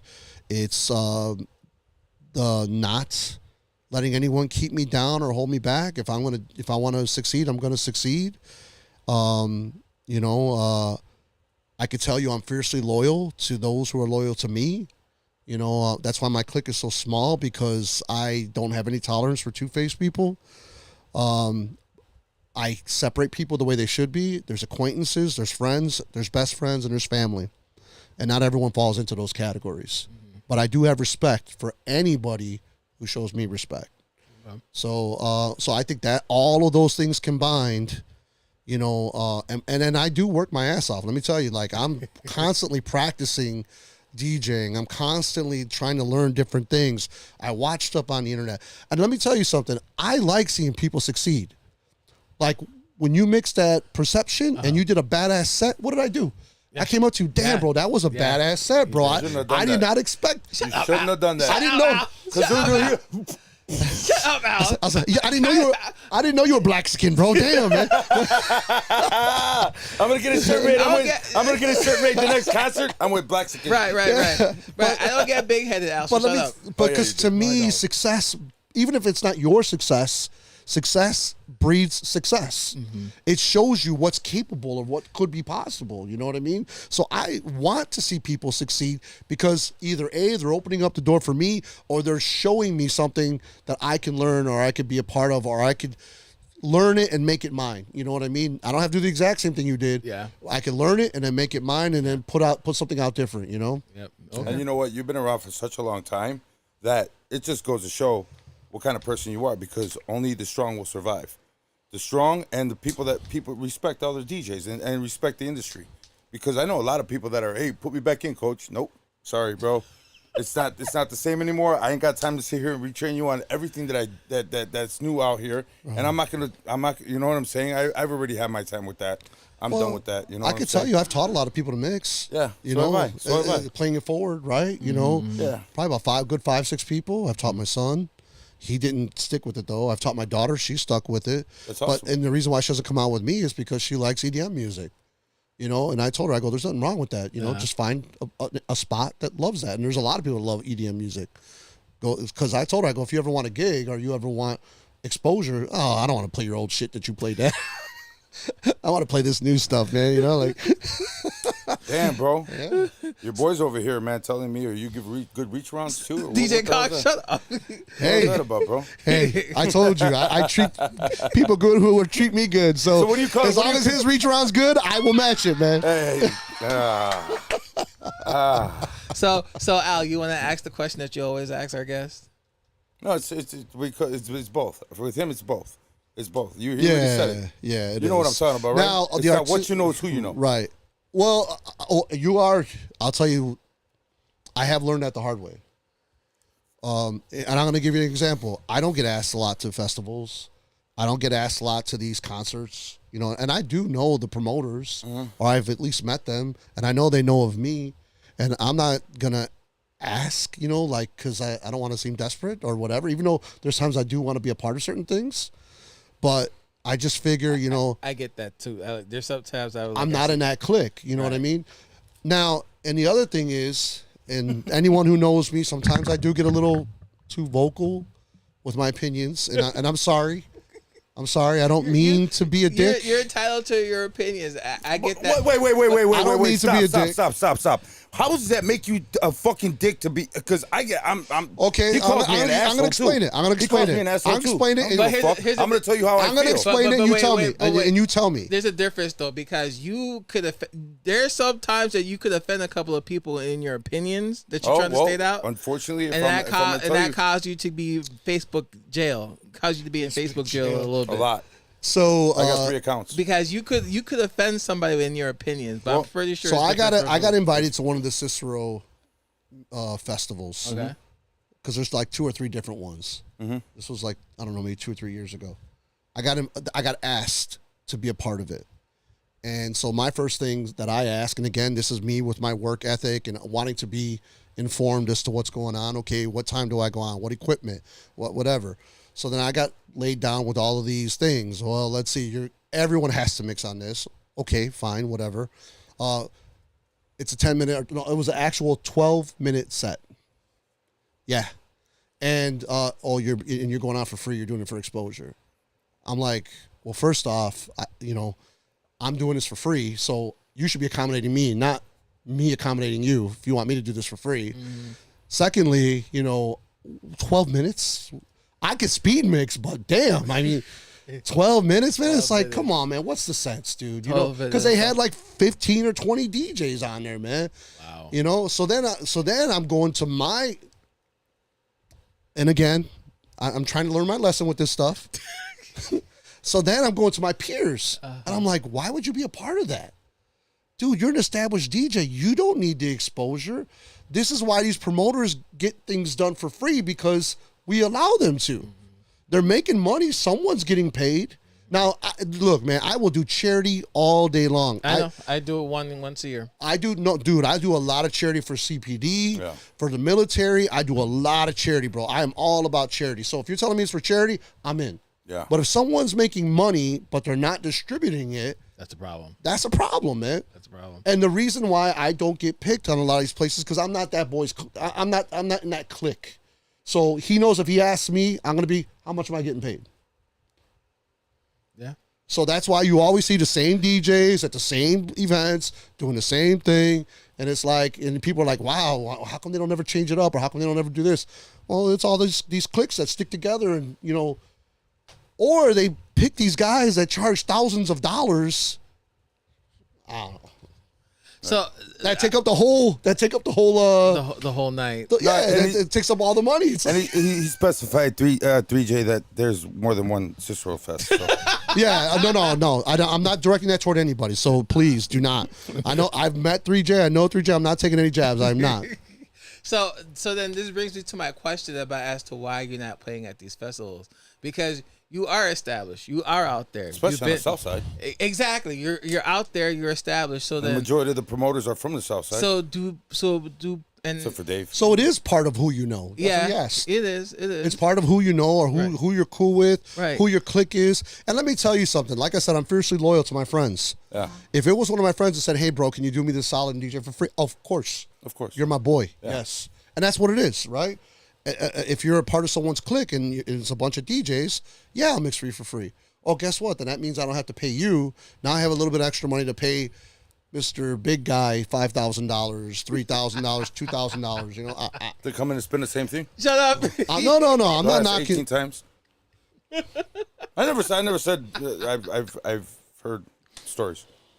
So then my question is like, why haven't these festivals why don't they reach out to you if they know of Voodoo and Voodoo has this following? Why don't they bring out Voodoo? Now, is this a matter of, I don't know, man. I can't answer that, man. because you're not like an underrated DJ, so I'm like, you're like, people know you out there, especially over on the South Side. So then why is I can't answer that. And again, I think it's a click thing, right? Right. I mean, think about it. If you really do think about the guys that are out there doing what they do in Cicero, they do have a bunch of people. You know what I mean? South Side, yeah. Yeah, you know, and I'm not knocking that. You know what I mean? Of course, you're going to hook up your boys. You're going to do whatever. Hey, this is my crew.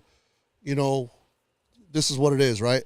But I'm going to tell you, if it was me, if I was running one of the Cicero Fests, I care more about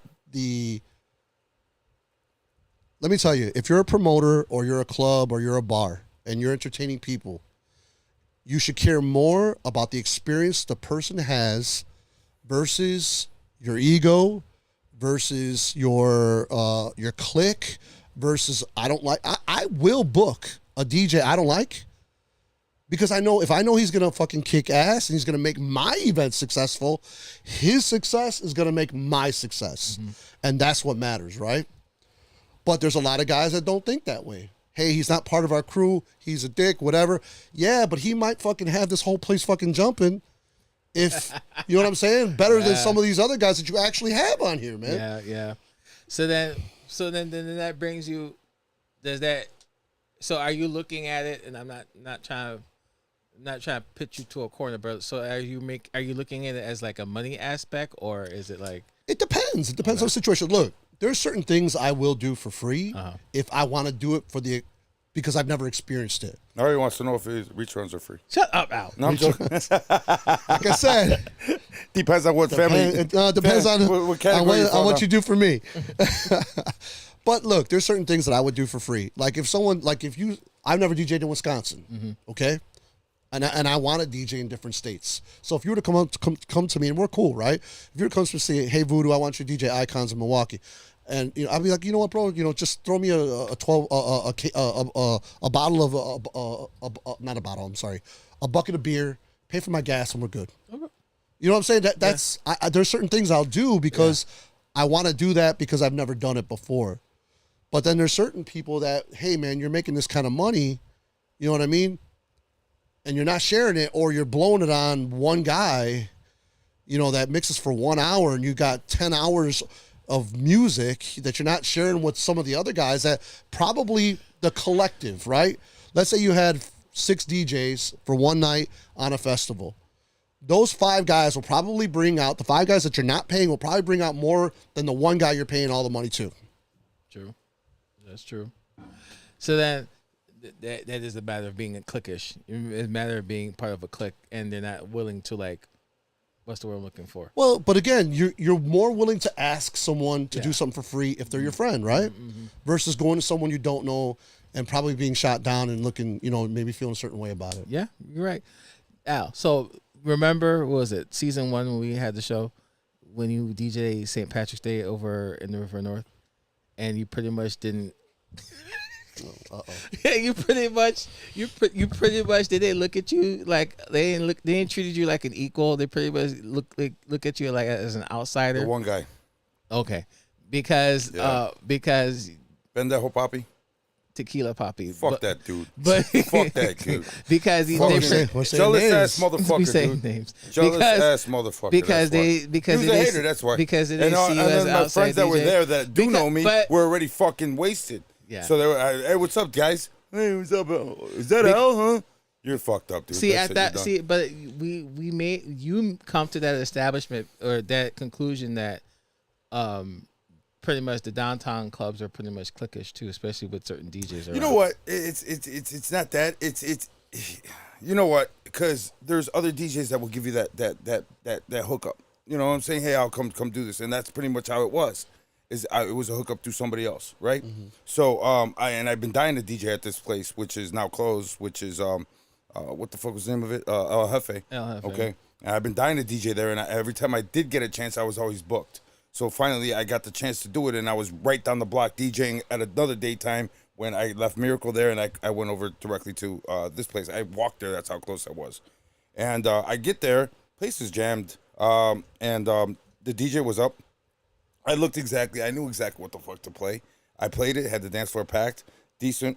And then because it was a bar crawl for St. Patrick's Day, people got up and left and went to Patches. Right. That's what they do, right? I get it. Well, that was pretty much to the ending of my set, and then I guess that pendejo papi dude turned around and fucking came up to me.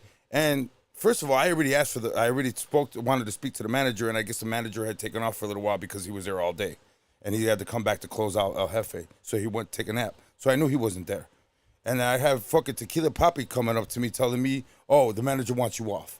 I said, "Well, tell the manager to come talk to me." Well, he's in the office doing shit. You're full of shit because I asked for the manager when I first got here, which was not even 45 minutes ago, and he wasn't here. And I know the person who told me that he wasn't here, that he physically saw him left. So I was like, you know what, dude, this is, and then come to find out that he was one of the main residents there, and that he was hating. And I found out afterwards, dude, the main guy who got me there, that he was hating. That happens a lot. I mean, why are you going to hate, dude? Why are you going to hate? I don't want your spot, dude. I wanted to spin here once, and that's it. I'm already booked. I don't need your spot. This is the way I look at it. When someone tells me someone stole something from someone, okay, I don't care what it is. I don't care if it's a residency. I don't care if it's whatever. It could be whatever. No one can steal something from you. If you're doing your job. Absolutely. And they are 100% happy with you, and you're giving 110%, nobody could take that from you. Right? But if you're falling behind, if you're not packing the club, you're not promoting, you're not doing your job, yeah, you're going to leave it open for someone to say, I need something better. Mm-hmm. So unless you come up to him and tell him, I'm going to give you a reach around and I'm going to do it for free. Stop it.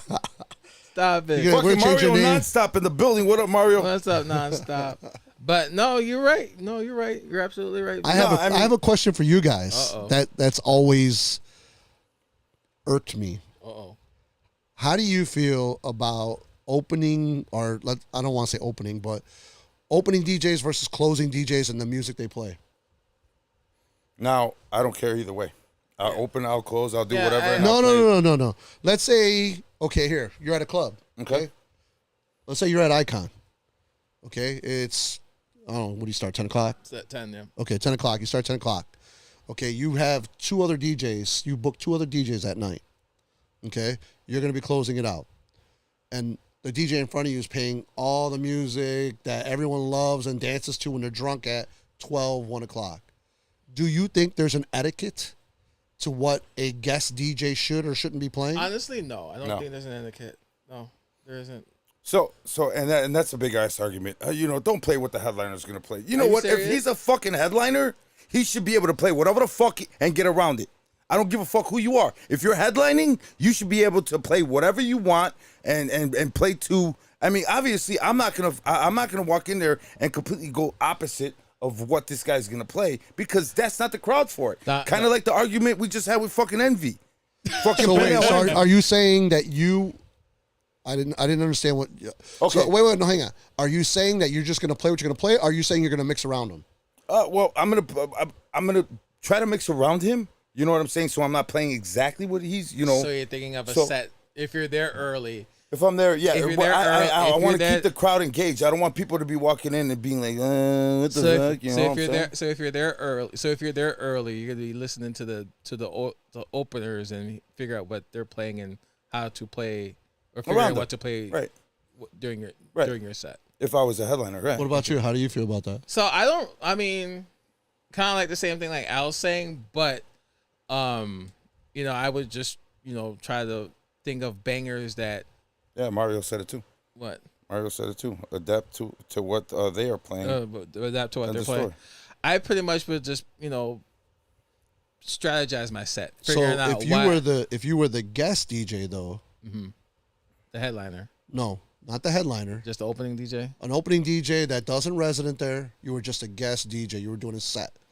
Would you mix what you're gonna mix, or would you try to play ball and downplay yourself? No, I would read the crowd and see what they want to play. So you would try to do whatever you can to get them to dance. correct, yeah. Okay. Doesn't so, matter what songs. Doesn't matter whatever. So here's the thing. Okay, and this is an argument. If you watched the show last week, this was an argument that we had with Envy.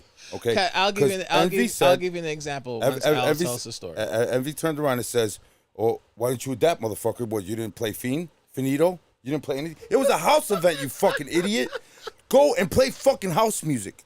And if you're not, and Mario's the only one that I think that went out of the beaten path, but he's known for hip hop. You understand? Nonstop. Nonstop's known for hip hop, but he still played in that realm of '90s. You know, he didn't play fucking Fiend or Finito or fucking Cardi B or Megan Thee Stallion. He still played, Okay, he so that- still From the played the era, Montel from the era. Jordans, So that's- probably the DMX, shit. I miss this So that's two examples. examples. So that's two examples. When I opened up for Nonstop at Scores back in the day, during COVID, I was playing what I would normally play, and then I'm a Barbie girl. go to hell. I got you on video playing that. Don't fuck around and find out. Anyway, I don't remember me playing that at Scores. Yeah, whatever. I But got then you on when- video, bro, but then 'cause I didn't believe But it. then when Nonstop closed out the night for New Year's Eve, he was doing hip hop and he was playing all the throwbacks and stuff like that. And then when he was on the show, he said that he was gonna do a house set at Cinco de Mayo.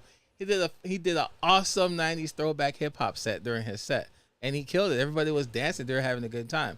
But my example is this was Palladium. I was opening up for Dutch DJ Alvaro, and I was in my head thinking like, okay, don't play any of his hits because I'm sure he's gonna drop it during his set. But I didn't do it. I played like remixes or mashups of his songs and stuff like that. They're still jamming to it. They're still having a good time. Yeah, So exactly. that's what I did during my set as the opening DJ for him for Alvaro. So pretty much I would just like play anything to keep people on the dance floor. So let me ask you this. Shout out to House Mob because fucking when I was with Slice, I didn't even know Slice was in the building, which is Stevie B's DJ. and you're playing And freestyle. fucking I turned around and I played Spring Love out of the blue. And then all I know is I got a tap on the back and then it was fucking this guy from House Mob and he turns around and he goes, hey, you know Slice is right behind you, right? I said, hey, what's up, bro? He goes, I was like, who's Slice? That's Stevie B's DJ. He's going on next. Oh, shit. Well, my bad. Well, I mean, I fucking matched it up with fucking Michael Jackson, beat it, or not beat it, but some Michael Jackson I matched it up with. And he was like, dude, you got out of that real quick. You could have played that song. Speaking of Envy, he's in the live stream right now. Go ahead, Voodoo. What were you saying? Slap Okay, him. so Slap him. all right. So let me ask you this then.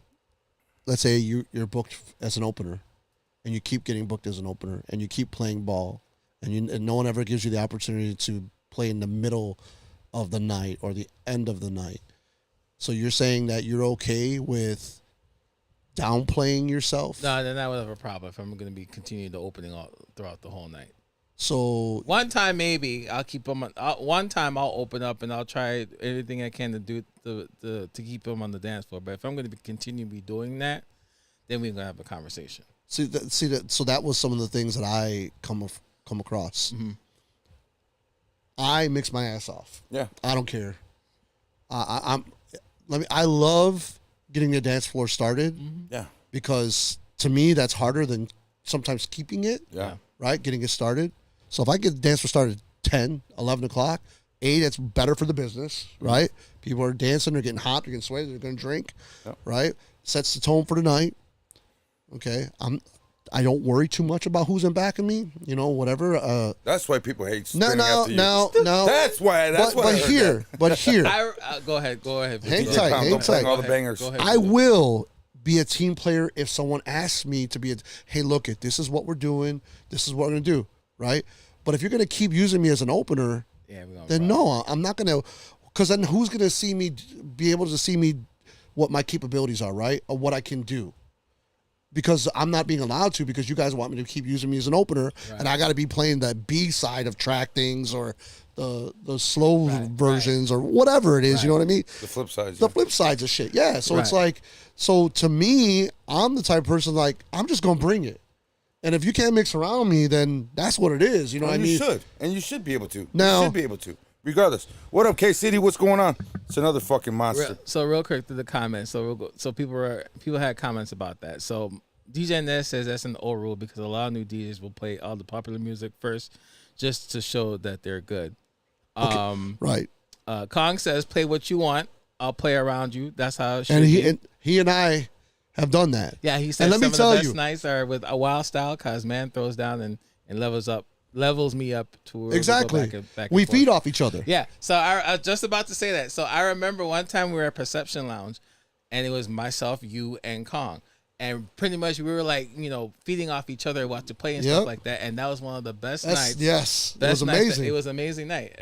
We were all like in our A game that night, right, man. We're all in just our like, game night. oh, he's gonna do this, I'm gonna do that. Right. We all had a good time and we all congratulated. We killed it that night. I remember that. Did you guys all play different genres? We did. Yeah. Okay, cool. Well, okay. In my envy voice, as long as you got the crowd for it. Now I can tell you to your nonstop comment about how it was a house event and he played. What did you say? Throwbacks. Throwbacks. 90s house.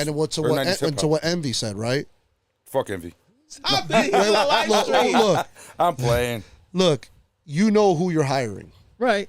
And if you know that this is a hip hop DJ, R&B, or that's what he's known for, then either A, you tell him this is a house event and only house can be played, and then they accept or they don't, or B, you accept that he's going to go off track and do whatever it is he's going to do. But 3J automatically, and he said it when they were on the show that hey, you could go in there and play whatever you want. Right, exactly. This is an open format. It's open format, exactly. So as long as you establish that, then that's cool. Now, but not finito. What I have an issue with, though, this is my personal thing.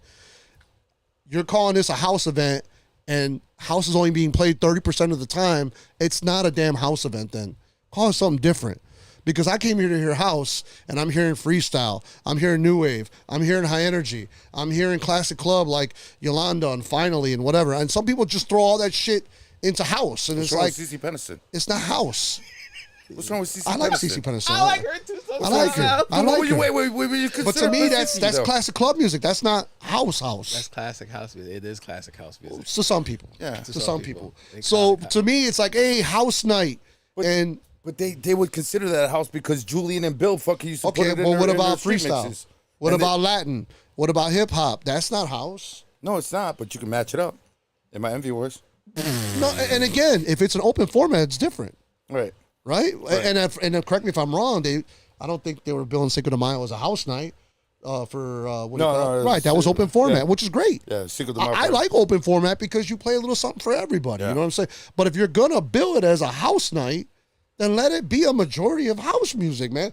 Because the majority of it was house music over there. Was it? Yeah, the majority of it. I think the only people that went was Dynamico.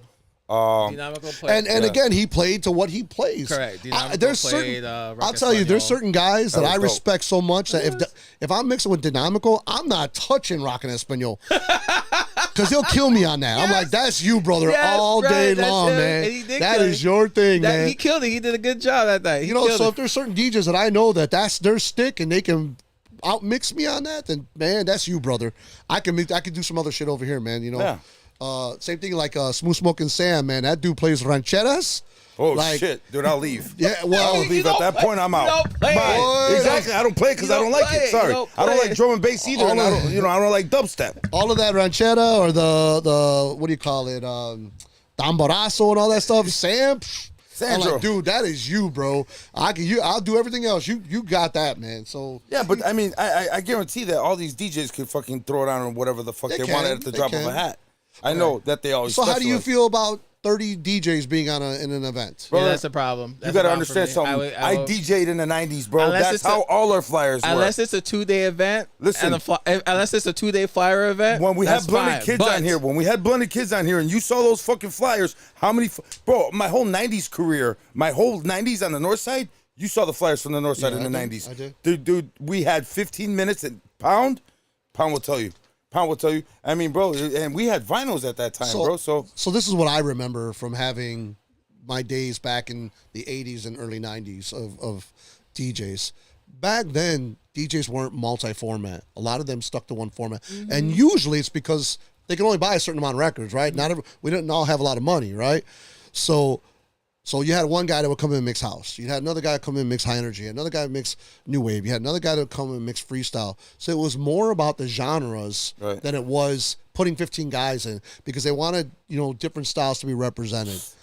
So you had maybe 6 DJs sometimes on a flyer. Yeah. But to me, 10, 15, 20 in one night. And 10, 15 minute sets, man. It's like, dude is barely getting in the groove and he's got to get off, man. Like I ain't gonna lie,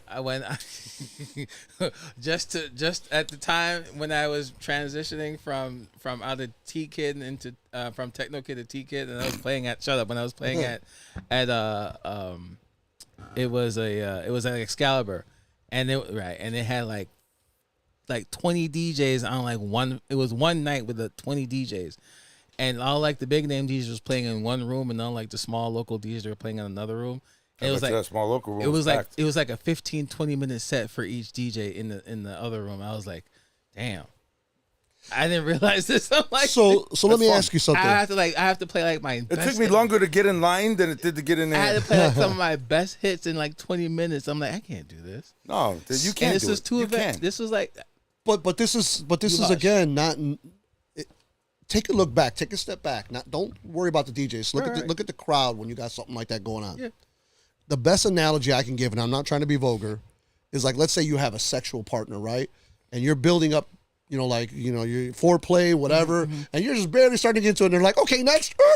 And now you got to build that shit up all over again, or it's a different vibe, or it's different whatever. There's no cohesiveness, man. Build me up, buttercup. Yeah, because all of us mix differently. All of us do different things. Right. So it's like no one cares about the event overall. All they care about is just packing the place. They don't care if the music or the overall experience is great. To me, and again, this is back to my work ethic, right? Mm-hmm. Or back to worrying about what kind of event I'm putting out for people to attend to. That I don't know. That's just That's me. K-City basically said like my goal in terms of like being like the opening. He said his goal would be not to outshine, just keep them feeling good. That's it. But that's hard to say. That's hard to say because I've seen a lot of headliners get up there and really fucking shit their pants in front of everybody. Right. And dude, you didn't even put your best effort in, and you still outshined them. Right. Then what? Right. I mean, how many times did Pound get fucking tossed back into the mix because the fucking headliner wasn't there or didn't do his thing? Yeah, it was completely off. He mentioned it. He mentioned that shit though. I've had it done too. I mean, I'd had to. Hey, I'll get back in. Are you out of your fucking mind? You tell them. Listen, I have tons of respect for the guys that started, in the early '80s or the maybe even the late '80s or whatever. I give respect because of the pedigree that they carry, only for a certain amount. But to me, you're only as good as what you're currently putting out. Yeah. So your name might carry some weight, but if you're not doing a good job, you just ain't doing a good job. I know, your name carries a lot of weight. So Hey, can I ask you a question? It does. What's that? What nationality are you? I'm Mexican Italian. Okay. Yeah. So dad's Mexican, mom's 100% Italian, man. Okay, cool. Well, your name carries a lot of weight. That's why you're in this business for so long, because people know who Voodoo is, and like you said, your worth ethic proves it. So that's like I said, like I mentioned that one time when you were at Perception, like your people that were following, they were there. They was like, oh, Voodoo's gonna be there. I'm gonna show up. Yeah. So That's just my opinion. And thank you to my supporters. I appreciate you guys. You got a lot, man. Yeah. You got a lot. It's like I said, it just took a long time, man. You know, I never thought I would ever be where I'm at. So I'm just blessed. I feel blessed right now. Even if I don't go any further, I feel I never intended on getting out of my house and mixing out anywhere else aside from my basement. So yeah, Those are the ones that appreciate it the most. Right. I think. The ones that had to build that career. Not that. There's a lot of guys that are out here that just got handed shit. You know what I'm saying? That just got handed shit. And they got everything. They got their clubs handed to them. They got gear handed to them. They got music handed to them. And they took advantage of it. And they don't know how to grow. They don't know how to grow. They don't know because everything was handed to them until the guy that was horrible. out there and fucking that started from ground one, he had to fucking save up 2 to 3 weeks to buy a fucking needle. right. But this was hard-earned money and hard-earned work through him. It's horrible to see wasted talent or wasted opportunity, right?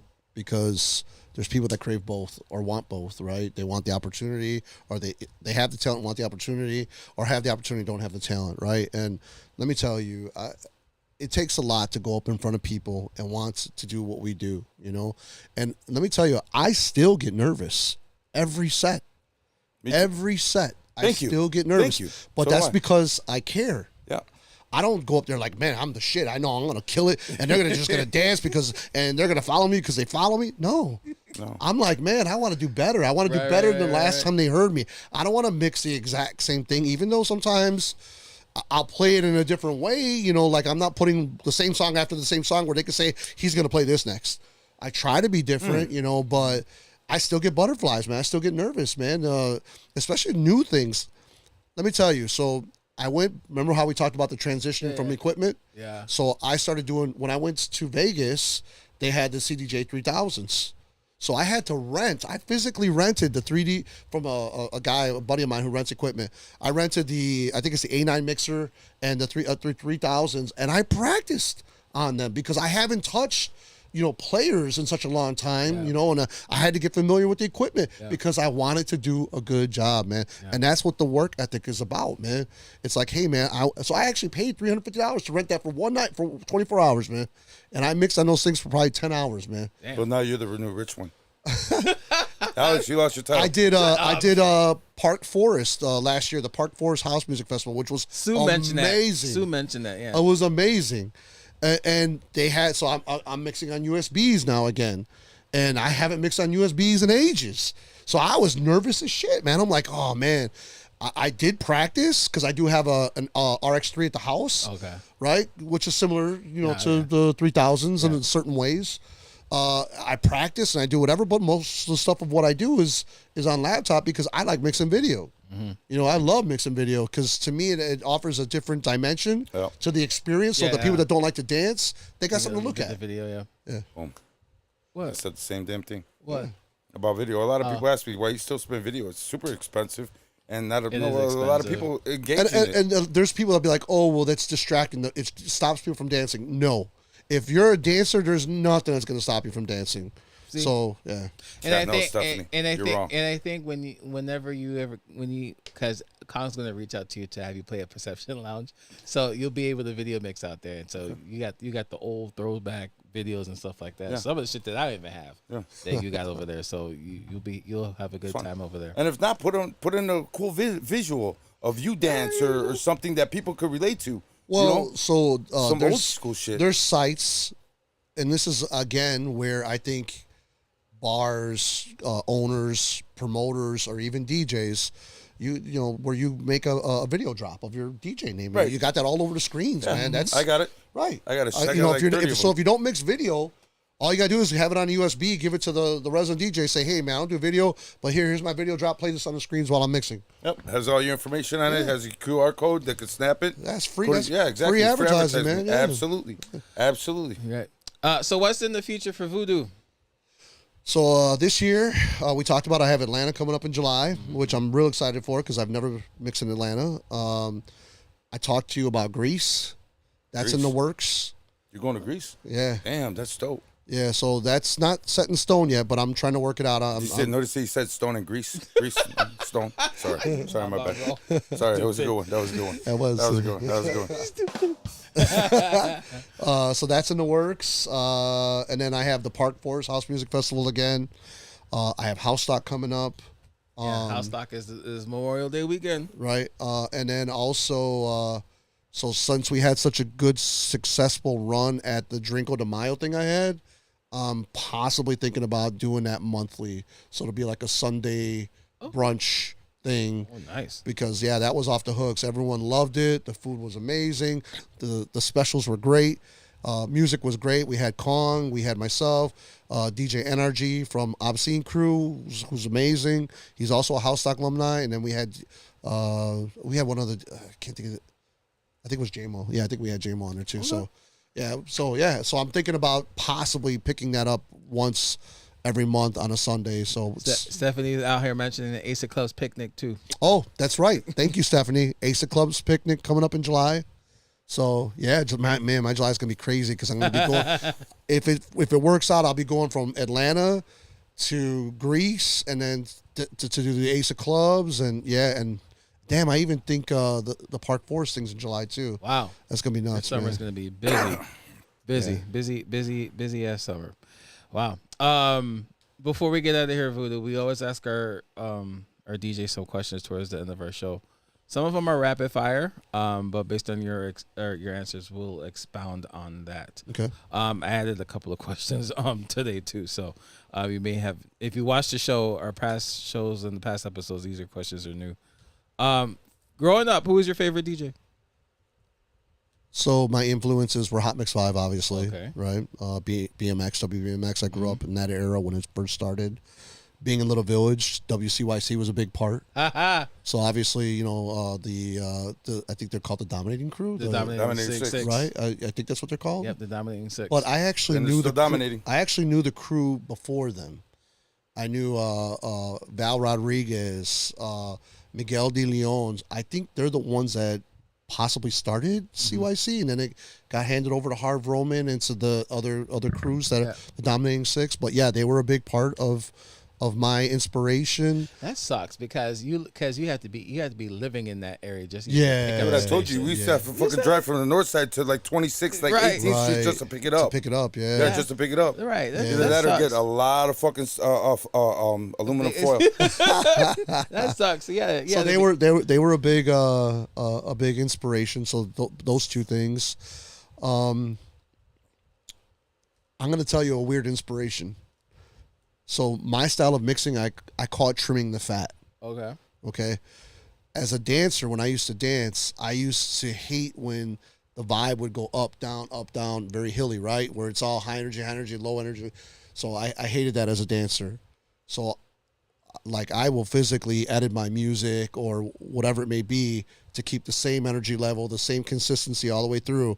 And I'll trim the fat off of these songs so I can, flawlessly flow in between them. And I learned that from an old record collection. They were called Stars on 45. Oh, wow. Yeah, I remember those. So if you ever hear them, there's a lot of they had like the Donna Summer mega mix. They had Stevie Wonder mega mix. They have a Band of Gold, which is all the Dusties mega mix. If you ever hear any of those Stars of 45, that's how I kind of catered my style to where it was just hit after hit after hit, and I don't want you leaving the dance floor. So no, I get it. Go ahead. No, you're good. Well, how would you do that? Well, how would you do that if it was an old school concert? What do you mean old school? Old school, like old school house music. Because there's only so many hits that like the Yolandas and really? the Diamond You Girls. think so? That will get everybody. There's a lot of shit out there. That so check this out. When you're explain this, like some Farley, some Farley shit. A lot of people don't get down to because they don't know it. Like the old Farley shit. Some people will look at you like, "What the fuck is that?" So you mean to? I'm sorry. So you mean to tell me that like brainwashed, kind of like the Megan Thee Stallions and the Cardi B's in the club? So you mean nobody wants to hear none of that shit? You mean to? So in terms of like an old school party, so you mean to tell me like most of the crowds won't recognize the first 8 count to Move Your Body? I'm talking before that. I mean, there's some underground shit that they made, that Farley made, that wasn't really commercial. That really didn't hit. So I'll use House Stock as an example to that. House Stock, it's all house. Right. And I tell every DJ, no freestyle, no classic high energy. It's house, but it's any house, Right. acid house, disco house. I love disco house. Whatever, deep house, Yeah. soulful house, Right. Afro house. It is all houses. So there's different styles. And let me tell you, if you know Right. let's say you're not a DJ, you're just a patron, you're just someone who's going to attend, you know you're going to hear 8 hours of house music. You're going to hear a lot of stuff you probably haven't heard because we have, as DJs, we got to play some underground stuff or some deep cuts, right? Right. Or you're going to hear a few repeats. Right. It's just what it is, man. Right. Because But- I get what you're saying. But every DJ, as a DJ, everybody wants to go up there and just fucking kill it and murder it and keep everybody singing along and the dance floor packed and stuff like that. But how are you going to be able to do that at a house concert with 8 or 9 other house people? So I'm going to tell you how. And it's going to be an old school vibe. I'm going to tell you how. So just recently, this is my next progression. I got into doing remixes. Country house. DJ B's. I actually have a Tennessee whiskey house mix I made, version I made. Remix. Okay. Yeah. So What's your house pronoun? That was part of my question. house pronoun, really? That was something that I brought up a long time ago. He got I'm pissed off. hey, man. He got pissed off at me for saying it, but now everybody's loving I'm it. Generation X, bro. We're We gonna don't get shirts fuck with made. pronouns, bro. What's your pronoun? We don't fuck with pronouns. What's your house pronoun? What's your subgenre of house? We don't I fuck. like gospel house. All right, house 13. Oh my god! right, so go ahead. I'm sorry. No, you're good. What is your favorite DJ setup, or what is your DJ rider? Okay, so I really do like the RX3 Okay. because you could do USB and laptop.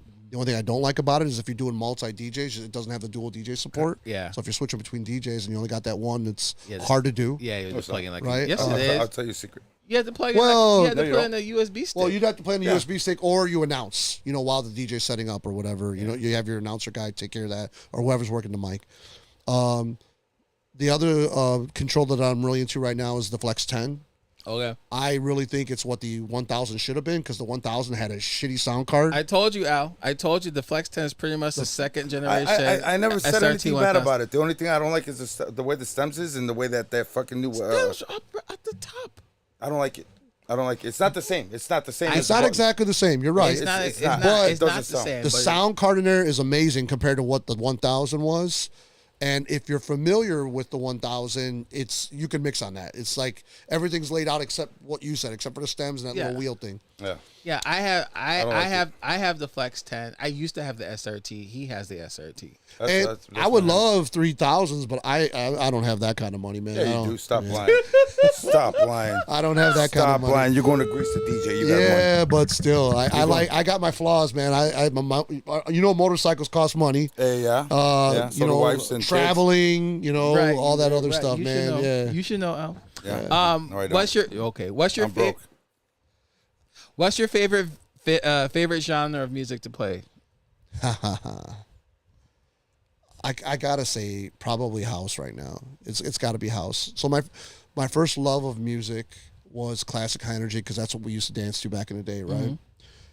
House took that over. I loved the '90s R&B and hip hop scene when it was going on. I can't right now. I think R&B is dead. There's no one really putting out any good R&B right now. There is no R&B. Right. Yes, there is. Well, Well, Where? no, there is. Where? Drake? Drake's Slow not, down? Drake's not The R&B. fuck- But Well, there- slow down, they think but it there- is. but Baby making music. He's right. There isn't a lot of good R&B.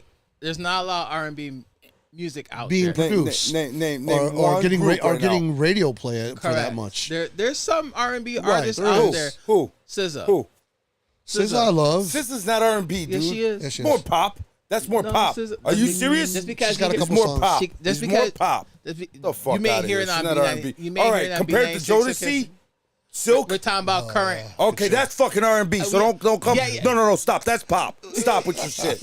Stop. You're talking about music back in the day. We're talking about R&B Wait, music now. what the fuck did he just? This guy's gonna pop a vein, man. You better What stop did- it, What bro. did he just Right, say? he is about to What did pop he a just vein. say? No, because that pisses me off. Look That's at pop. him. Fuck out of here. Right here, about to pop a You vein right now. We're gonna talk about some fucking. But, so, some yeah, Luther Vandross. Come on, bro. Yeah, You talking about old Jesus. school?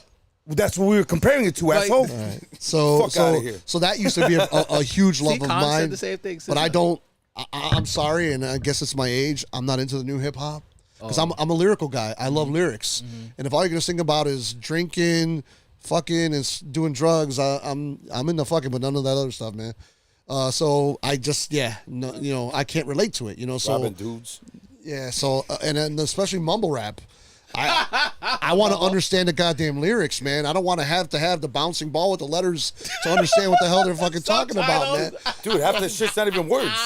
Some of that shit's fucking Subtitles. made up. It's It's not even funny. any bodies at that point. So I fell out of. So I still love my '90s and 2000s hip hop and R&B, but house is really something I'm really into mixing right now. What's your what kind of house like? It's all kinds. Okay. What's your pronoun? It's all kinds. Shut up. No. It's all about kinds because I love gospel house. You know, I love deep house. There's Afro. I love some of the Afro house, especially some stuff that Black Coffee puts out, man. Yeah, It's Black Coffee. amazing, man. I mean, Tech house. I still have a love tech house. Yes, I still have a love for classics, even though I don't want to hear it all the time. I still love it. Dominator. Some of that stuff, Dominator, shit, man. bro. Yeah. Fucking So Speedy J. yeah, all that Yeah, shit, all bro. that shit's fucking hot. So that's bro. And a lot amazing. of people don't Even play Hard that. House, I love Hard House too, man. So Oh wow, yeah. yeah. So house music. I could tell you one thing though that the genre that I think is coming up is the Latin club music. You know, Latin house a little bit. Pepas, right? I think it's. That's He, just So that's dumb. I know it's old. But I mean stuff like that, man. J Balvin's putting out club music stuff too now. So did Daddy Yankee with the song "Hot." I mean, you know, they're putting out some good shit. So the Garacha movement is coming. Garacha. Again? It's not coming. Well, it's not again, but it's blowing up. It's blowing up. Where? As Voodoo. Shut up. No, it's I think the don't guy's see it. name's Hugo or Hugo. Yeah. I don't He's see got some amazing Yeah. shit, man. it. I don't see it. Yeah. You don't see it? No, Okay, Al. I don't. All right. I don't get a lot of requests for it. Cause you don't. What did we say in the past Wait. episode? Who's that? Wait. So I see where you mix it. So Wait. I hold see on, where you're you mix. trying to tell me I'm racist now? No, it's but- not racist. No, but we see where you be playing at. Right. And what's the demographic there? Mainly. Mixed. What's mainly the demographic? Mixed. When That you were at mixed. Fulton Market and I saw you. Oh, that's mixed. But it was mainly what? Not white that night, yeah. There you But go. that was we There had a you go. fucking corporate white party there. Yeah, we did. Yeah, You we guys had a doing the corporate. corporate, Yeah, we had a corporate. We had a corporate okay, event there, and then- primarily all white And people. then that It was play- actually it was actually a fucking what do they call those hacker convention. It And was then- a hacker convention and there. then- I didn't know that until afterwards. I was like, I took my computer and all this. and then at players is almost the same thing. It's mostly. Don't be looking at me with your eyes bulging. Mostly a Caucasian crowd over at players. Mostly. Okay, you wouldn't be playing everything. You can't play. Do you play everything over at players? Yeah, I do. I haven't seen. I haven't. Yeah, You play rancheros over there? No, he ain't gonna play No, that. I leave that for Rocky Vanders. You stupid. So Vicente? Come on, bro. Yeah, I play Vicente. Oh yeah, I do. At players? But you Yeah. wouldn't. But you wouldn't play in the Garacha over at players, have you? No. Okay. No. You wouldn't play Daddy Yankees hockey. What are you saying? Playing what? You didn't play in the Garacha. Garacha. What the Garacha. hell's Garacha? That's the music you were talking There's about. music you're talking about, like Peppa. You mean Pepas, that's called with a Garacha. with the H? Haracha? No, G. No, like G. G. Well, but the Like G sounds Karol like G? an H, dude. Yeah. Yeah. Welcome to So- the Latino world. Shut up. Well, I'm telling him. I thought you were black skin, bro. Come on, man. But It's yeah, not you, horchata. but you would be playing stuff like that over at players though, Al. You know, it all depends. I have people that walk up to me and ask me for some. I had some lady from Cuba ask me for some of that shit. It's interesting you mentioned that because Saturday when I was at the Carryman, I guess there was a table right behind the DJ booth. It was a large table. It was a bunch of Brazilian guests, and they're asking me to play Baila Funk. Yeah, see, I You got can't. any See- Brazilian music? I'm like, yeah, I got some funk music, so You I'll got play some fuck music. funk. Oh, I thought you funk, said fuck music. I was funk, like, okay, Brazilian Brazilian wax. funk. Okay, got it. So- I got Brazilian wax. Brazilian funk. So I was playing like a lot of like MC Lon, some Anita, See, that's some. my downfall. Shut up. No, that's my downfall. oh, That ass. Baila Funk? Baila Funk. I don't like it. But see- I can't get down to it. Okay. I can't, man. It's just it's a certain vibe, and it's not that I can't play it. And we talked about that last week. It's not that I played it before, but I just don't understand it, and I can't. But that goes back to also, you could tell it shows, right? If someone doesn't have the patience for it, and when they mix it, you could tell. You know what I mean? So I feel what you're saying. You I'll know, let Spotify take care of that. If I had to play it and I was at a private event, I mean, yeah, I mean, if that's what You they gotta want, do it. that's That's what what they you got to gotta do. do, Yeah. Right. what Voodoo? What is your favorite venue to play in the past or in the present? Well, I could tell you Perception was like my second. Well, okay, so Buzz Bomb obviously holds a special place because that's where I first kind of started in the club scene. So that kind of holds a special place. But I could tell you the owner of Perception came from Buzz Bomb. Okay. So I didn't know that. yeah. Well, she wasn't the Mary. Mary was managing Buzz Bomb, and then she created Perception. Yeah, you were telling me about Mary, right? Yeah, very Something about Mary. No, Mary's an awesome person, She man. is. She's always taking good care of me. Not what Alex said. No, I'm teasing. I'm just fucking around. Come whoop your ass. But then again, I'm not a constant employee, so I. Nah, he loves that place. Yeah. He always talks highly about that But place. Perceptions, and what's crazy is Perceptions is probably the biggest club on the Southwest side. So It's in a strip mall, right? No, it's on the Or street. is it? it's right by McNeil Hospital, by the Where's train that? tracks. Oh, I'm sorry. Yeah, you're north side. Like I said, you need to Map get your it out. ass out on the south side. Map it out for me. Hey, I'm gonna be spinning in Oak Lawn soon, hopefully. Hopefully. Where you gonna be at? One of my buddies just opened up a bar out there. Which one? I gotta look it up. It's Toby. You know Toby? Toby No. Kiernick? No, but he's opening a bar. Yeah. out there? No, he opened it up already. It's he used to own George's sports bar Cool. over there, and I DJ'd for him for a You're while. right by where I live, bro. So Okay. I'll come out and see if Come by. I'm available. Yeah, definitely. Hopefully. I'm gonna request ranchero music all night. Well, guess what, bro? Guess what? You better go to Pepe's on the block, bro. I said, you're not Mexican, you're a Mexican. Yeah, fuck. I'm a Mexican. Mexican won't. I'm a Mexican won't play that shit. All right. We talked a little bit about when you were talking about like opening DJ sets. So here's a question for you. Garacha's hair gel. Hush. If you had to do an opening DJ set, who would you like to open up for? Louis Vega. Oh Damn. shit. No pidas nada. Louis Vega. I mean, A, he's a Latino DJ. B, he's been around from the beginning, right? I love a lot of the music he puts out, especially in the house scene. I mean, look, and you can correct me if I'm wrong, but I think Mark Anthony in India got their start with those guys. Yeah, that's true. Right? Mark Anthony was it Ride the Rhythm with them, with Masters at Work? Yep. And India had, that was River Oceans, right? Yeah, River Oceans. Yeah. With Yeah, River India? Ocean, yeah. Mm-hmm. Yo Yeah. estoy. Right. that's the But shit, dude. I would love to be able to That- open up for that drum line. for Louis Vega, man. I love his vibe. I love the music he puts out. Yeah. I think I know the question to this, but do you prefer to do private events or the bars and the clubs? So I think I like the private events more, and it's not just the money. I like being a part of something special. When you go to a wedding, everyone's happy, all the families together, they're having a great time. I like that feeling, dude. And I like that you're helping them make memories that they're gonna have forever. So to me, it's gratifying to see that, and to be around that, and to feel all that love and all that whatever. What I don't love about the clubs, I'm gonna sound like a dick again. but Say it, bro. Say it loud and say it proud. Anytime I'm at an event with promoters or other DJs, it's always some kind of issue, whether it's the equipment or whether this DJ doesn't get along with that DJ, or this DJ wants to DJ at that time, and we got to change your time, or this DJ was late, so now we're gonna push you, and it's all of that puts me off. You know what I mean? So it's not that I don't want to do the clubs, or I don't have a love for it, because I know I can do well in them. It's just all of that bullshit around it Yeah. puts me off. Behind the scenes. Yeah, and especially all the cattiness between the DJs, all the egos. But Okay. yeah, What you want to say something? And don't you find it? And versus clubs, and I've tried to explain this to a couple people, and they still don't understand, especially Alex. But you prefer you prefer to do private events. I love doing private events because I can let loose at a private event and play a whole plethora of shit, and these people don't get out very often. So I find them to have a hell of a lot more fun and more appreciative than in the club.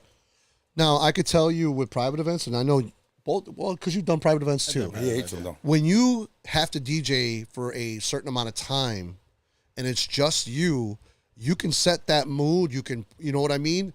But when you have other DJs coming in and breaking up how things are, it kind of messes with the vibe a little bit. But when you're by yourself, you can set that tone. You can create that event. You can, cater to that dance floor. You can create this whole environment and pace yourself to it. Right. It's easier to do it when it's just you. So like when I used to go here, I'll give you an example. I've done my DJ Voodoo one night stands at like Angie's Lounge or at Time After Time, when they were both open. And when my stipulation was I want the whole night.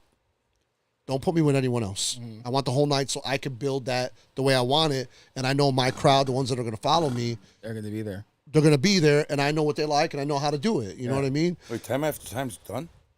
I want to say they sold it to someone else. Oh, really? Yeah. I heard about that place. Yeah, and Angie's Lounge, I think they sold that too. So, Yeah. Yeah.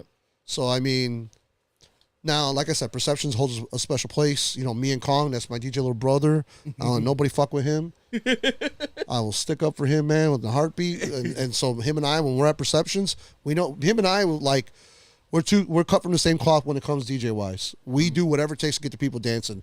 The DJing is not about us; it's about them. They want to have a good time. We're gonna give it to them. Right, sure. right. And you guys don't look like DJs. Both of you look like bouncers. Get the fuck out of here! I'd have been like, look, the bouncer's DJing again. Ooh-wee. Right. Another question. What is your favorite track right now? A track. My tracks, no. Do you make your own tracks? He does. Yeah. Nice. So I have a lot of stuff up on Bandcamp. I have actually two if you want to call them albums. I don't know if that's what they call them. I have 2 albums that I've made out, and I call them reworks because they're not true remixes.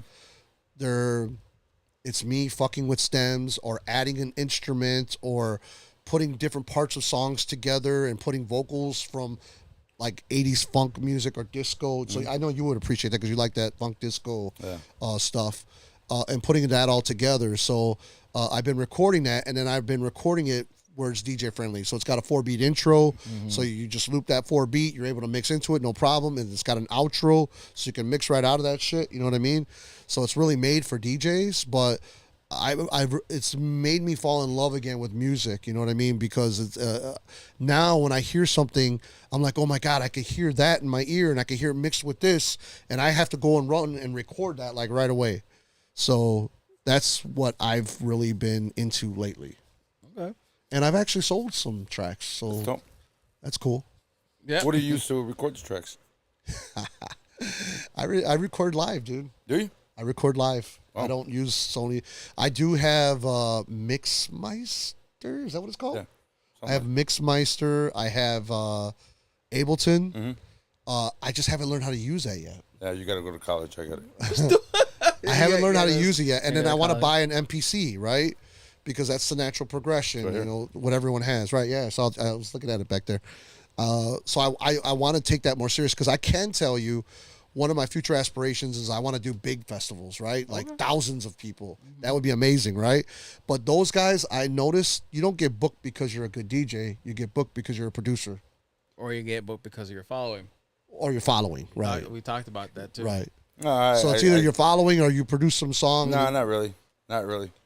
Are you kidding me right I'm now? gonna take that back. Take that back. No, we're talking about the huge festivals, not the little ones in the neighborhoods, like Electric Daisy, those type of things. There's some guys out there that are fucking killing it. That are killing No, it. no, that but think about it.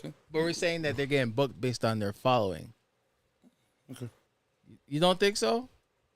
Well, a lot of them do. We talked about. Yeah, a lot of them do, but there's a lot of DJs out there that don't. That Don't get me wrong. Metro. We're talking. Metro doesn't have anything that. But he's talking about these big festivals like an EDC. 10,000 guys people. fucking touring with fucking Pitbull right now. How much bigger do you want? Who is? Metro. But Is we're it talking. really? Yeah. Good for him, man. But we're talking about like EDC or an ARC or Right. or I'm sorry, but or a electric Pitbull concert I or think like is way bigger than any of those. a what? A Pitbull concert. Pitbull concert. Pitbull. Better than any other music festival? Yeah, but EDC is not that. We talked about this. I mean, the ones in Europe. We Yeah, talked about doing this now. last year during the 40 years of house music. How Yeah, well, you they know, didn't even. yeah, how No, we're not going to talk about that. exactly anymore. how That the pissed me off still. like how the ARC Did festival. you hear about that? I Like did. I like had the how whole the argument. like how ARC pretty much didn't focus house music, but they rather book like a Dom Dollar. He's a dope DJ. Fuck you. But they rather book a Dom Dollar to headline a house music festival, which pretty much they were catering. Their whole theme was 40 years of house music, but they didn't book like a Green Velvet, who's from Chicago, Right.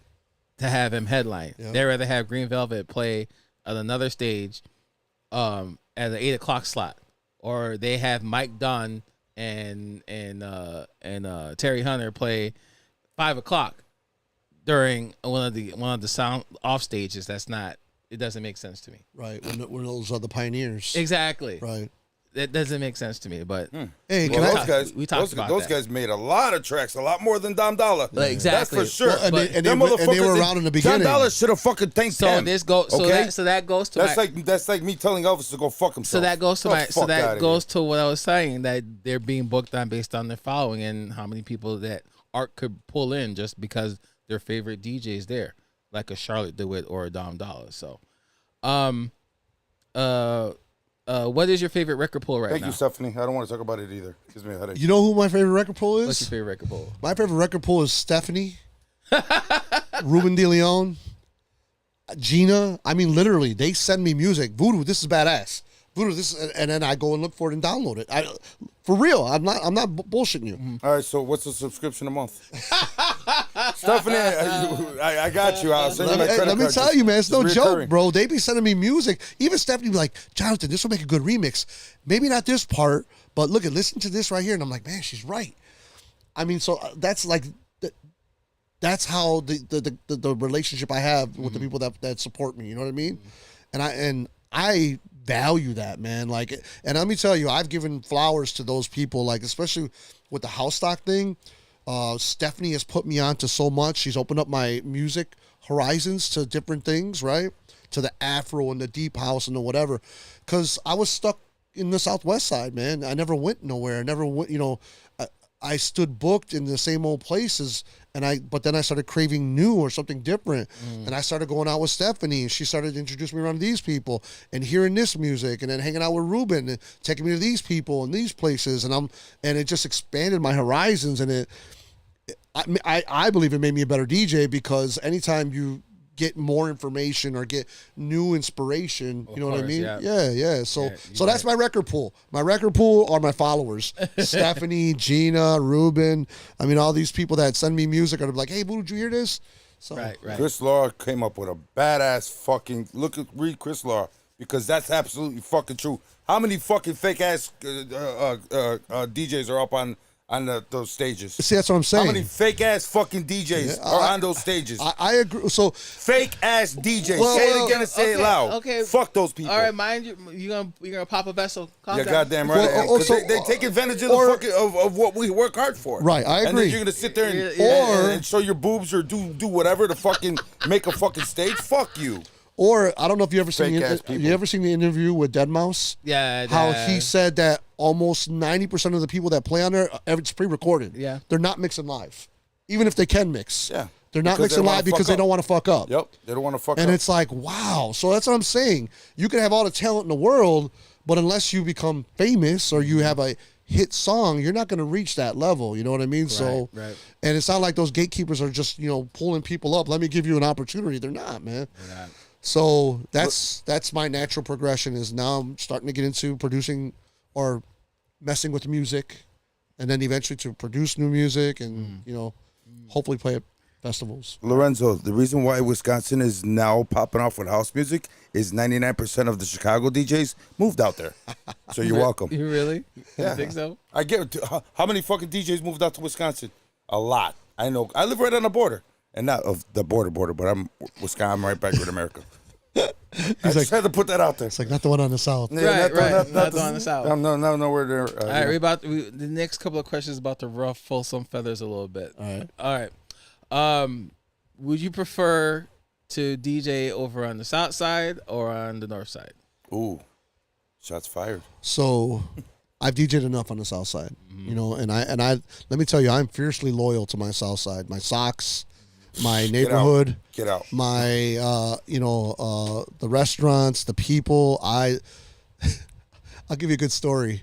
My brother, he's a Cubs fan, right? You know, and again, we grew up in a little village, so Yeah. I took him to his first Cubs game, and so we went.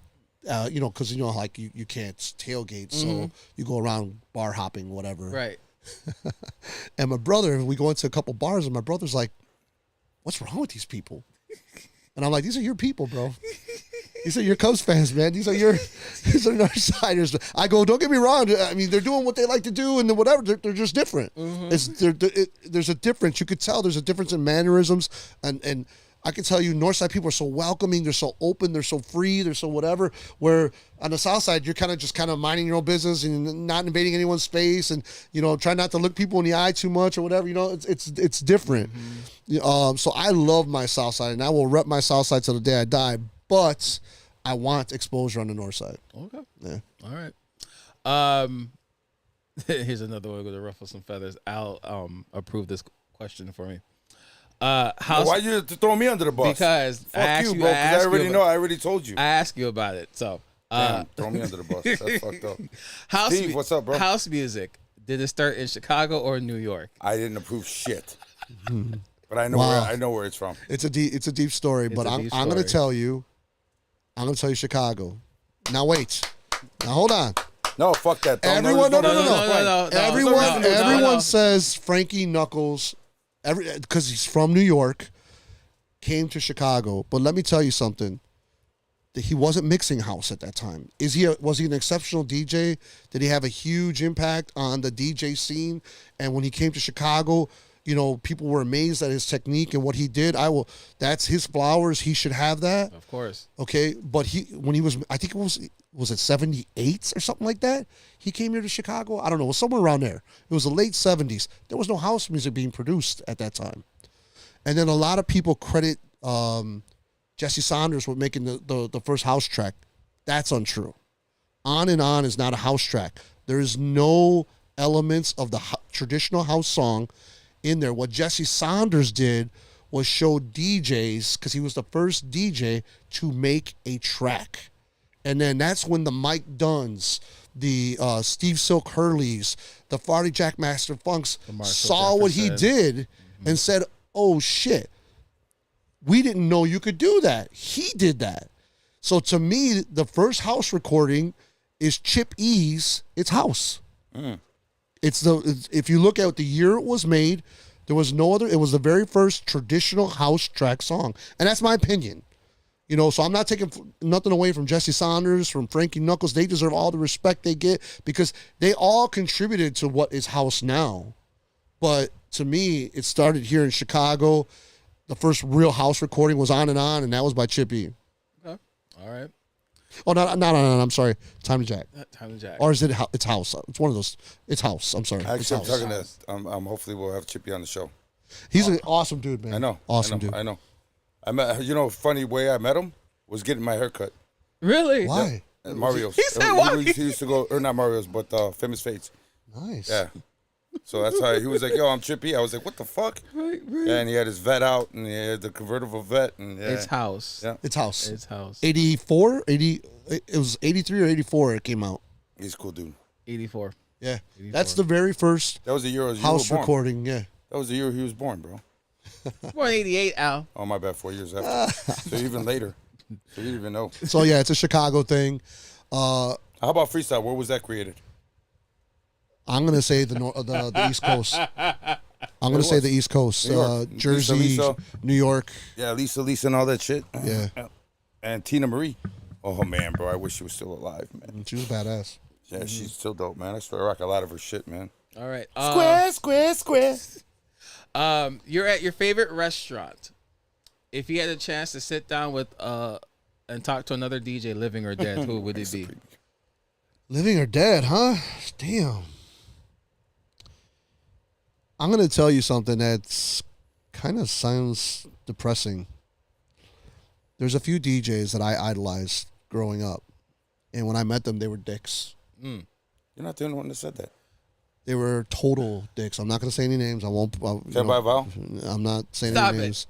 They're big names. They're people that were from the beginning, and they were huge, egotistical dicks. So, to be honest, I'd rather just, if there's someone that I admire, I'd rather admire them from afar and not know who they are. Okay. All right. All right. All right. What is your DJ's pet peeve? What pisses you off as a DJ? Egos. Okay. Yeah. Everybody's got them. Well, some people got them, I should say. Look, there's a difference between confidence, right, and an ego. My belief is if you're going to DJ in public, then you have to understand that you're doing that to entertain people. And to me, that's a selfless act. So it's not about you. It's about you giving to the people and creating to that environment and that experience. But if you're one of those guys, I'm the artist, I'm the talent, and I'm going to do what I want, and fuck all you people, I don't care if you have a good time or not, then what are you doing DJing in front of people then? Stay in your bedroom or Envy, you heard that? No. I'm not taking no shot. No, I'm not taking no shot. I am. I'll tell you the job. No. I'll tell you. Fuck yeah, I'll tell you. I'm not taking no shot because I agree with some of the stuff Envy said. You have every right to be you have every right to be the DJ you want to be. Just find your lane. And I also agree what he said. They knew what kind of DJ he was. You can't expect a hip hop DJ to go DJ at a country bar. Why would you book him? You know what I mean? That's bullshit. So it's got to be the right fit. Then why did he take the fucking job? Because he's an open format DJ. That's the reason why. What was that? The Mario coin? The Mario coin. The Mario coin? The money? But that was the reason why. Okay, cool. A lot of people need money, but a lot of people will stay in their fucking lane, and that's definitely not his lane. Why would they call him in the first place? That was the reason. Because he's an open format DJ. Whatever his reason was, format DJ. Whatever his reason was, it's his reason, dude. It's subjective. You know. So here, I'm gonna give you a good example. I'm gonna give you a good example. When I first started doing mobile gigs, I wanted to take every fucking gig I could because I wanted the money. I didn't care about anything but the money.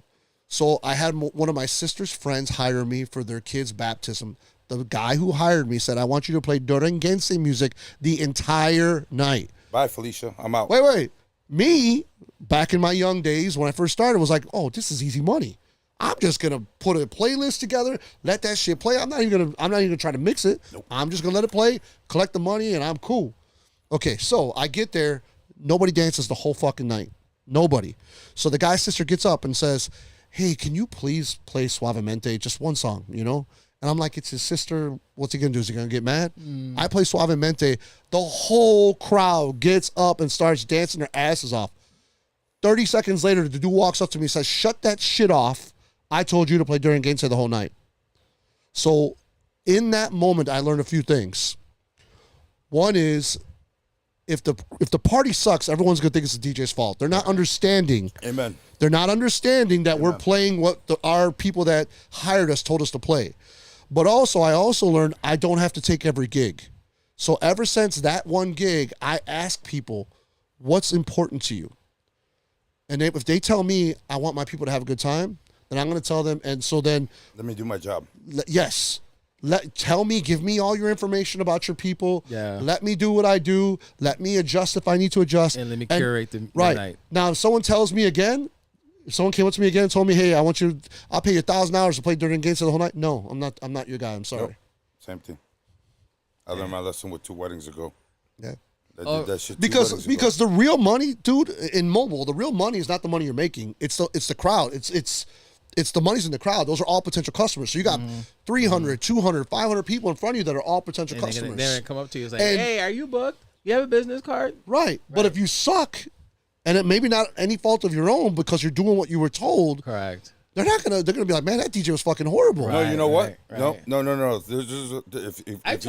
If you ever get caught in that situation and it's on site, I'll fucking sit there. I'm throwing whoever under the bus. I don't give a fuck. Ladies and gentlemen, unfortunately, I cannot take any requests due to the fact that the guy who hired me. I would say that. I wouldn't say it on the mic. I would say that if somebody. I'm going to say it all on the mic. I would say that. I would say that if somebody came up to me and asked me. I wouldn't say. I understand that your reputation is built is on. It's not my reputation. It's not that. I don't want to get yelled at.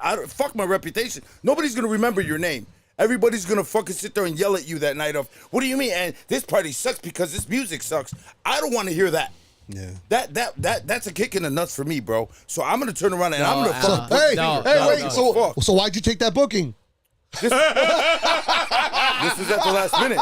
This was at the last minute. No, this Stop, was at the last minute. stop lying. Stop lying. This was at the last minute. Stop lying because most of these private events that you get, most of them are not last minute. Most of them they're planned. No. But the client, they get drunk and that all shit's out the window. It goes back to vetting or doing that first interview and getting everything out in the open and discussing everything the right way. That's what it goes back to. No, that pisses me off though. It does, man. That fucking that ass. It pisses me off. I'm gonna throw you under the fucking bus because there's been a couple times when do your thing, Al. All right, cool, no problem. I get the dance floor packed like that wedding, and all they wanted to hear was a fucking off the wall disco that I've never even heard of before. I mean, like B-sides of fucking like Donna Summers. He's like I was DJ when it was disco balls. I never heard that before. Yeah, no, I never even fucking. What the fuck is wrong with these people, bro? And then I got the rest of the people coming up, or I love the ones that like the weddings, like the younger weddings, and then they get drunk, and then hey, I want to hear some ratchet ass shit. Right. You know what I'm saying? Like some ratchet ass shit. What's wrong with that? At a wedding, you don't do that. Well, Okay. You don't do that at a I wedding. No. We'll see. We'll see. You don't do that. And if but- you are gonna do it, you wait until like an The end. hour Right, towards the the end. end. Yeah, that's what I or, did. Or whatever. That's what I did, Because 'cause, like, there was the- one party that I did that I was playing some hood shit, and the party next door was a quinceañera, and we were louder than they were. That's And their unfortunately, fault. they heard the grandmother and everything was getting all pissed off. The mother of the quinceañera came over. She was like, "Can you please refrain from playing that music? We can hear you clearly next door." And unfortunately, it's all this cursing and everything. It was the 50th birthday party that was DJing. So the wedding I did back in October with Nez, it was like a younger wedding, but obviously the elders were there and stuff like that. So we waited till like all the elders, because the wedding ended till like 11 o'clock. Right. So we waited till like all the elders left, which was pretty much after dinner. Right. They After the left. dances and whatever. Yeah, they left. So that's when I started playing the Sexy Reds and stuff like Yeah, that. right. And the Ice Spice, and they were going crazy. But they don't want to hear the edited. They want to hear pussy drop and everything, bro. We played the edited, but they No. They get pissed off at you. They didn't get pissed off. But all I know, I saw the bride on the dance floor getting her ass, shaking her ass on the dance Getting floor. her ass what? She was shaking her That ass. was a She quick was shak- divorce. so- That was a quick divorce. She was shaking her ass on back the. She was shaking her ass on the dance floor, so she had a good time. And then I saw her afterwards at a holiday party, and then she was like, "Thank you so much for doing my wedding. It was awesome." They had a good time. They had fun. No, and Kong, you got to understand something, bro. When you put into a situation like that, dude, it gets me heated. It does, because this is not something that we spoke about in the fucking 6 meetings that we had prior to your wedding. And then you're gonna get drunk, and then because your new wife doesn't like anything else, and she doesn't care about anybody else. And I'm the same way. In the beginning of the wedding, or the beginning of our first initial meeting, I'm gonna be like, okay, guys, your direction on music. I don't need you to write down a million songs that you want unless you want to, because you got enough on your plate. Just give me genres of what you want, right. and give me some of the stuff that's a must listen to. Yeah, I'd say same it's a thing. must listen to. It's the same thing I Okay, do and too. then let me go out and I'll do my job, because sometimes, like, I did another wedding like that for a Victoria's Secrets manager when I was working at DJ for Victoria's Secrets. And she wanted to hear fucking old school R&B the whole fucking night, soul music and shit like that. She was whiter than fuck. All the people were white, and dude, she did. I went off the beaten path once, and she came up to me, and just like that one dude, I didn't. This is just, I specifically told you not to play this, but yet the Ring Bear and the Flower Girl wanted to hear Soldier Boy. Crank That. Yeah, Crank That. Yeah. So I told the little girl, we can't play this, and the little girl started crying, and then she went and she goes, what do you mean you don't want to play that for my daughter? Well, you go and talk to the bride, because the bride specifically said I can't play anything else. That got into an argument between me and that lady, which in turn pissed me off because of the way she was talking to me. Sorry, you're not going to treat me like that. When I'm getting paid to do a job, I was told not to do something, I'm not going to do it. But then the bride and the bride's husband come up and, oh, you know what? For her, okay, one time. Had the dance floor packed. Hey, what was some of your most outrageous shit on mobile? Like that stood out like really bad. I got a couple. Like, give me like top 2. A divorce happening at a wedding. Oh shit! Oh yeah, we talked about in season 1. And a wedding ending very, very early. Very early. I don't know if this will count, but I think the only thing outrageous that happened to me was I got called to do. It wasn't a wedding, but I got called to do a quince at the very last minute, and by very last minute, I mean like The day of. the day of 4 hours before the gig. Oh, fuck, man. Luckily, I was free, and I found out the reason why that You did it for free? I didn't do it for free. The reason why I found out that it was last minute because the DJ that they had booked OD'd. Oh shit! And it wasn't like like he had an addiction pretty much. He had like a habit, and yeah, that's the only thing I've heard about that. Damn. And then I found out later on that the DJ that they hired, I found this out later on, that the DJ that they hired was like a friend of one of the attendees that was going to be there, and he made it out okay. That's the only thing I heard about that. Wow. That's the only crazy They thing. got it in OD at the wedding. Right. I've heard stories about that too. Right, but it was at a Sweet 16. I had a father and the groom try to fight me. Damn. Wow. Yeah. You too? Yeah, so This is the second time I heard something like that. The hell? it was so they gave me a list. It was about maybe 50, 60 songs, Oh wow. which is cool. I was like, all right, whatever. Made a playlist, right? I played all their music, and Virtual DJ they keep track of. I think So I do most. too. I think most. I was going to say most software will give you a history of what you played, right? So they were drunk. The bride and groom were drunk almost immediately. I don't know if they were pre-gaming, whatever the hell it was.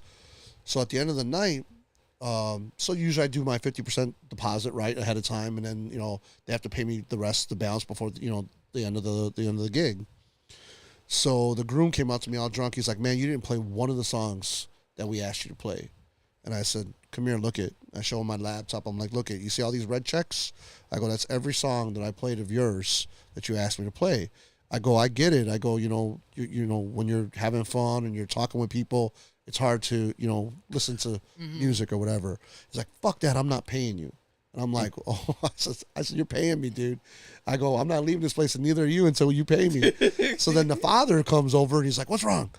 He's like, and I told him, I said, "Sir, your son's being belligerent. He doesn't want to pay me. He's claiming I didn't play their music."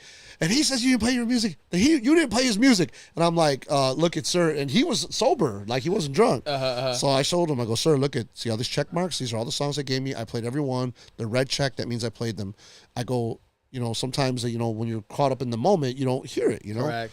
So then they start reaching over the table and try to, grab me.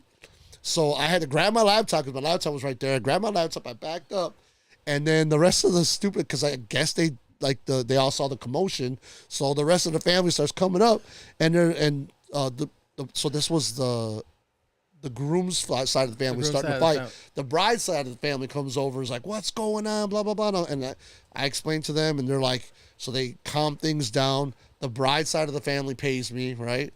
And yeah, that was it, man. But I walked out of there. Hence why I get paid the day before the wedding. I want it fully paid. Oh, fully paid? Yeah. Fully paid before I even walk into there. Because I don't want to hear no bullshit. People get drunk and then they'll leave early, or something happens and they get into a fight with somebody, or they're too wasted, and then you're sitting there waiting for your fucking money for another month. Yeah. No. I want that. If I don't know the people, if I've never done a gig for them before and I don't know them, I do that. Yeah, no, I do that. So I learned people from I that. know. I learned from that. The people I know that are repeat customers that I've never had issues with, and I do it the day. I let them do it the day of. The day of, before the event. The other one was exactly what you talked about. So I was a shipping manager of a printing company, and one of my employees called me up because he knew I DJ. And he's like, "Hey man, can you DJ right now?" And I'm like, "Whoa, what's going on?" He goes, "Man, we got this house party. What's going on? In Cicero, our DJ backed out." And I'm like, I told him, okay, this was probably, I want to say mid '90s, early '90s, late '90s. So I'm like, all right, $600, for 4 hours, $600. He's like, all right, done. So me and my partner, that's when I had my partner at the time. We get the equipment loaded up in the van. We get there. So it's a bunch of Latinos, and we walk in, and we didn't see any furniture. They're like, "Oh wow, they cleared the furniture out because they didn't want nobody to ruin their shit." That's cool. Whatever. It was a big like 3 flat. Oh, damn. Yeah, so we get there and there's like these older Mexican men, probably in their like 40s, 50s, playing cards. So we're like, oh, cool, families here. They're all playing. So they tell us, okay, you're going to go into that bedroom right there. And you're going to set up the speakers out here. You guys set up your equipment in that bedroom. You're going to be mixing that bedroom. So we were mixing that bedroom the whole night. You know, we see people coming in and out, leaving, whatever. All of a sudden we hear bam, bam, bam, real hard. Open up, it's the police, Cicero police. Damn. They start barricading the doors, bro. We're like, what's going on here, man? Let them in, bro. Stolen house. Yeah, they didn't live there, bro. Wow. And so now, check this out. Here's the worst part. So now all of a sudden, all these kids are coming from the top floor, the bottom floor, into the middle floor. It's all kids, underage teenagers, and we're the only adults in there now. What the fuck? So now I'm like, oh man, this is not fucking good, man. I'm like, we're screwed. We're screwed. So, and again, they're not letting the cops in. So finally I get to the door and I'm like, get the fuck out of here, man. I open the door for the police and all of a sudden I'm on the floor. He's got my arm, twisted and shit. And Cicero, back then, man, they don't mess around, man. They hated gangbangers and they were pretty goddamn racist too, I'll tell you that much, against Mexicans and blacks.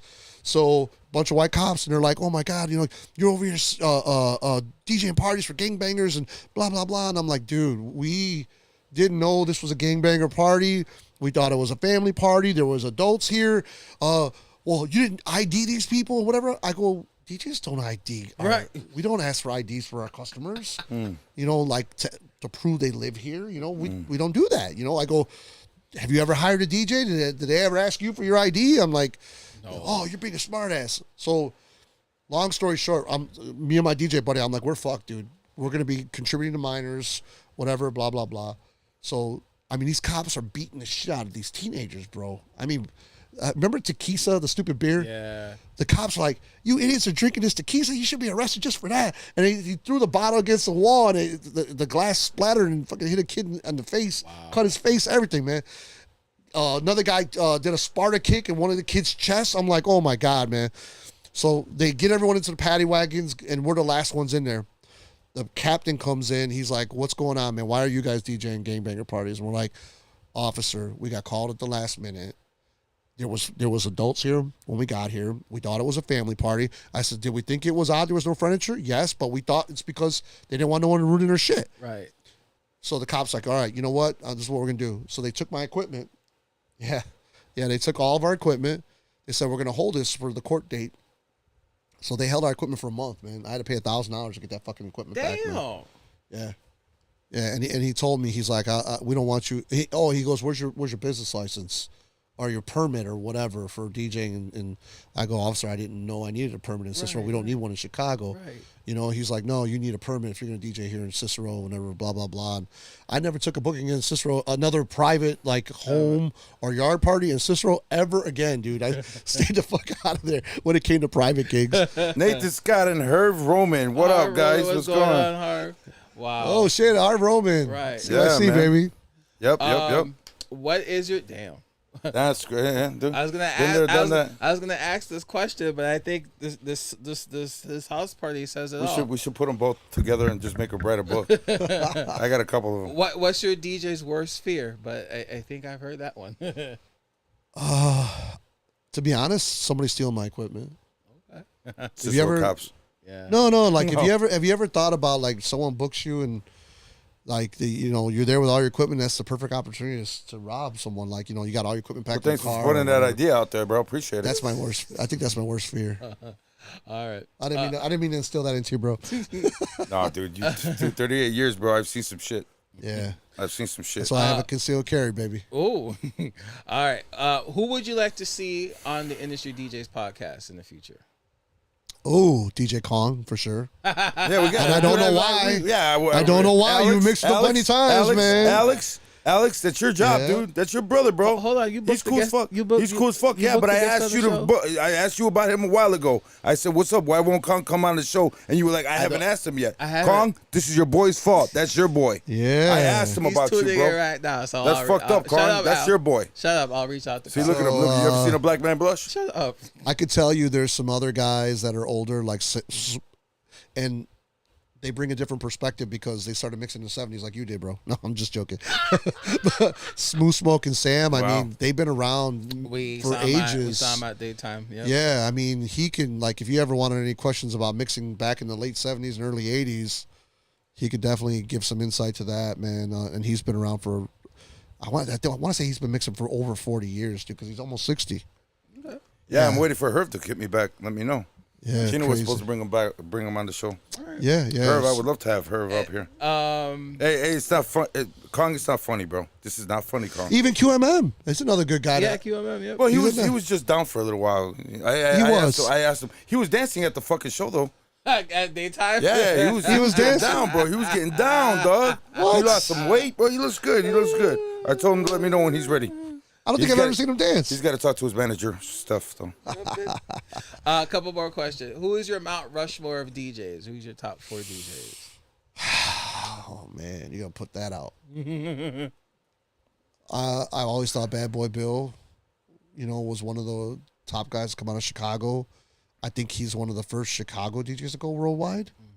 I remember a time where they listed him in the top 5 DJs in the world, and he was getting paid mega money just to do 1-hour sets. Oh. I don't. He still gets paid that. He's still up there. Now asking- I don't know currently, because I don't follow him as much as I would like to anymore. Yeah, but he's still up there asking for 4 digits, 4-figure salaries. I for the remember DJs. going to the Rainbow because him and Julian were like always together. I remember going to the Rainbow and he was on Julian's shoulders scratching with his feet. Yeah. I remember that, dude. Like, I'm like, holy shit, this dude's scratching with his feet, man, and on top of someone's shoulders, man. Did he just asked me if that was true? What he did in the DMC? Yes. Yeah. I told you I saw a clip of him doing it. Yes, but it it's wasn't true. his real. It wasn't his real. It wasn't his real. I know yeah. it wasn't Israel, Yeah. no. But I saw one posted a throwback clip of him doing that at DMC. Yeah, he got disqualified. Yeah, I was like, "Are you for real?" But yeah, he had a girl on stage with him and all that stuff. I'm like, "Wow, Yeah, that's true. damn." But I mean, like you said, it was staged. It was a staged, staged thing. Yep. So it's hard to say the whole Hot Mix 5. Okay. But I have tons of respect for Ralphie Rosario, one of the first Latino guys. Again, like I said with Louis Vega. Actually, I think he even went out into the professional side of it, and I don't know if he won a Grammy or was nominated for a Grammy He or was something. nominated for a Grammy, and that's it. And he's still local. He is. He's still local. Yeah, he's Northsider, still local. Yeah. I actually had the pleasure of being introduced to him 2 years ago. I was DJing a wedding in the North Side at a restaurant. Oh shit. And so there was like a little banquet area, and then he was eating on the other side. And one of my other DJ friends, Melvin Gentry, he's like, "Hey, Ralphie Rosario's over there on the other side." I'm like, "What?" Dude, I totally geeked out, bro. I'm like, "Oh, Mel, you got to introduce me, man. You got to." And I felt really bad because he was eating, and I was like, "Dude, I'm so sorry. I know you probably get this a lot." And I go, "But I'm probably never ever going to see you again." I go, "So I just wanted to say how much respect and whatever I have for you." So yeah, Ralphie, definitely. That's 2. So 2 more, right? Yeah. Louis Vega, Louis Vega. 3. Damn, who's the 4th? DDT kid. Shut up. C-Kid? No, don't put me up there. Don't do that. He's gonna look like Dr. Evil. Dr. Evil. Right, and I know I have a friend who I think Green Velvet Okay. or Cashmere, as we know Cashmere, him. Yeah. Okay. Yeah, I think I would put him up there too. I love some of the stuff he's produced and he's made. He has, he's been around from the beginning. So, Yeah. All right. Yeah, Sue and Will. Yeah, Peter Ramos is a traitor. No, All right. So I love Peter. I have a friend who personally knows Ralphie Rosario. So you know what? I'm gonna reach out to my buddy Ron and see if he could. Ron Carroll. they just honored him. Was it last year? Or they made a mural for him? They did last Yeah, year. it was last year, yeah. Yeah, last year. It's kind of Pretty dope. Pretty dope. yeah, it was dope. Last question. Any advice to upcoming DJs? Talent can't be denied. So nobody can hold you back. Practice your skill. Put in the hard work. Always, even me to this day, I'm always learning. I've always trying to learn different things or be inspired by different people. work ethic means everything, because there's a lot of guys that have a lot of talent but have horrible work ethic. And let me tell you, everything that I've achieved is through those things. So, and I know to some people it's not a lot, but to me it is. You know, again, I never thought I'd ever leave Chicago mixing. I never thought I'd have tens of thousands of followers on most of the platforms. You know, the fact that people spend time to come and see me, or even I get people hitting me up on the, you know, during the week. Hey, where are you going to mix that Friday or Saturday? You know, because they want to be where I'm at. Exactly. And like I told you got this following. And let me tell you, man, it's such a blessing. So I'm going to tell any newcomers, learn your craft, have a good work ethic. If no one's going to give you opportunities, create your own opportunities. That's what I have to say. And the number one rule, respect each other. Regardless, respect each other. I agree. You know, and I think, man, that has gone so far away, especially nowadays with politics and whatever. Man, to me, I grew up in an era, okay, fine, you're Democratic, I'm Republican, and I'm not. I'm not political at all. But I'm just saying, that doesn't mean we have to hate each other. Correct. Even if you are political, you shouldn't hate each other. Yeah, and don't hate on another person because they got more than you. You want it, you work for it, just like you said. Right. But respect the person or anybody in that field. Yep. Regardless. There's always Regardless if they're under you or above you, they should always be right next to you. Regardless. Every time, respect. Every Monday when we do this show, Al and I always have a disagreement, and we always have this thing that we could always agree to disagree. That we're always not going to get on the same page and everything. No, just about everything. Everything. Dude, you remember how you were laughing in the beginning of the show? That's us. Yeah. Even on the phone. Even on the phone when we Well, call each other, we obviously, argue. if you guys are doing it for 138 episodes, I mean, I could tell that this has been going on for a while. Right, you know, like the bickering and the whatever. They so call us Tom and Jerry. yeah, Right. more like Laurel and Hardy or something like that, or The odd couple. odd couple. Yes, But we're not a couple. Odd couple. It's funny because even there be sometimes we be out in public at the same spot, and people will be like, "Do you guys really act like that on the podcast?" Yep. I'm like, sometimes we do. No, sometimes there's fucking we dude. do. Bart Simpson Like, choking them out. Shit. Right, like for instance, like when they did the DJ battle, and then it was like after the battle, and we were talking, Al and I got into it a little bit, and they was like, "Do you guys really act like this on the show?" I'm like, "No, sometimes we don't." And then there be times where Al be calling me during the day, during the week, and he just say something that starts a debate with me, and then we always end up arguing and stuff like that. And then there's like a time. Remember that time when Vanessa was talking about we should start like a spinoff to this podcast? Oh yeah. And stuff like that. Yeah. I was like, no. Let me tell you, I was told by my mom, if you want perfect friends, you'll have no friends. Okay. Right. So, and I know 100% I am not perfect, and I have my quirky ways and whatever. Yeah. So But yeah, you respect people. but yeah, you respect Regardless. people. You know, you understand their flaws. You know what I mean, and don't put yourself in a position to have them hurt you or disappoint you, because that's where a lot of arguments and shit comes from, or hate comes from, right? Right. Like right. I got guys that I've been friends with since I was 13, 14 years old that we're still friends today. One of them, never on time. Never on time. Ever. Wasn't on time for his wedding. Wasn't on time for nothing. Damn. And I would never put myself in a position to put him in such an important role where he needs to be on time, where if he wasn't, I would be mad. So again, that's understanding who you're dealing with, and we can be friends. And, you know, I like to be on time. You don't. I get that, but we're still friends. And, you know, we can still, you know, there's a whole bunch of other things that we agree upon. There's a whole bunch of things we laugh at. I mean, obviously, if we've been friends for 40 years, Jesus Christ, 40 years. Yeah. Every time, there be times too, I'll be yelling at me like for instance, setting up for the show every week. What time you getting here? It'd be like 6:30. He'd be like, get here. I'd be like 6 o'clock. He'd be like, get here at 6:30. Because he sits there and fucking doesn't show. He shows up, he sits there and watches his novellas. I'll watch Then he'll novellas. start scrambling to set up for the show. Novellas? Yeah. Stop, he watches, stop. yeah, he watches, Black skin, right? he He's watches watching Queen he of the watches- South? No, Huh? yeah, King of the South, his Queen of the divorce South? courts, whatever the fuck he watches, bro. And Stephanie, no, that doesn't work that way, sweetheart. It doesn't. What you mean? We're of no status. We are of equal. Oh, I want to be industry. Yeah, DJ. shout out to Stephanie. Check this out, man.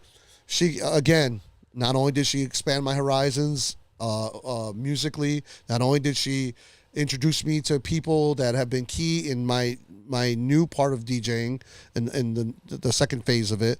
But Latinos in the House, Oh, yeah, what of course.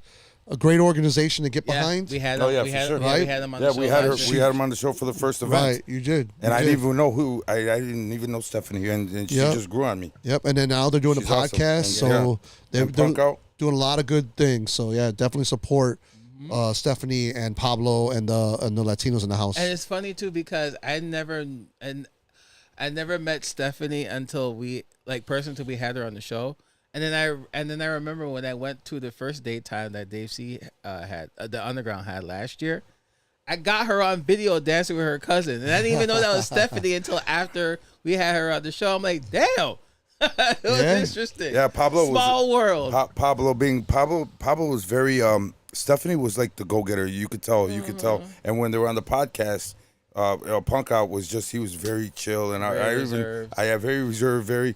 And then finally, bro, he just let it go, man, and he just came out, man, and it was awesome. It was a great, and now they're family. Right. And now, Yes, I mean, they are. you know, it was great. It was great. I've always seen Punk Out up on stage, and I've never had the opportunity to meet him.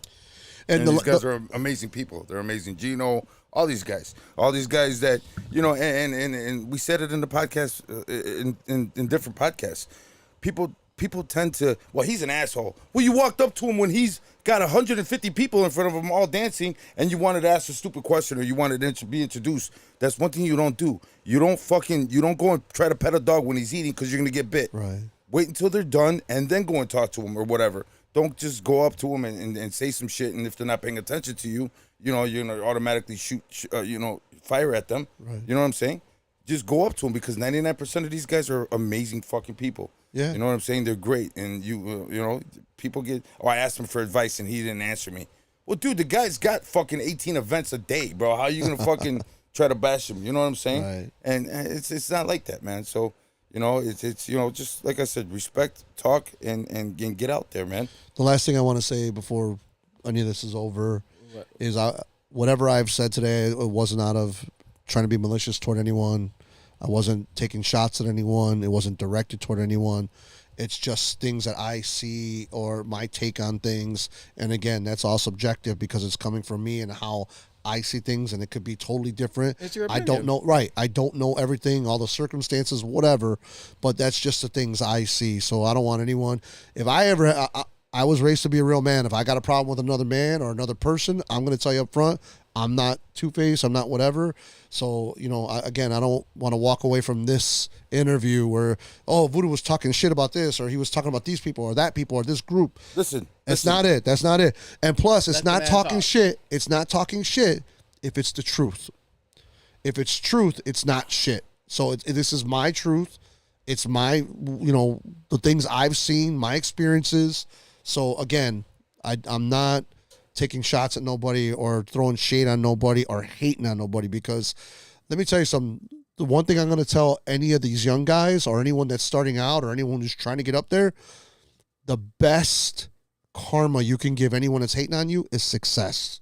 Absolutely. That's the best. Don't talk shit. Don't waste your time, your energy, your any of your being trying to fight the stuff that they're putting you guys through. So just success. Focus everything on success, and that's the best karma you can give anybody. All right. That's pretty much it. I don't even know what to say. I was like, Voodoo out here preaching. It's Can I get an amen? Amen. No, but I mean, it's factual. I mean, it is. Amen. It's factual. You know, opinions are like assholes. Everybody's got Everyone one. got one. Okay. And I mean, if people take offense to what other people say, then you maybe should look at yourself. You know what I'm saying? Wow. Maybe you should look at yourself because, I mean, you know, hey, the world keeps spinning regardless of what anybody's going to say, and you're going to still make money. I don't give a fuck if anybody fucking told me that I suck. Well, guess what? I'm still booked. So just like you told me I suck, Alex.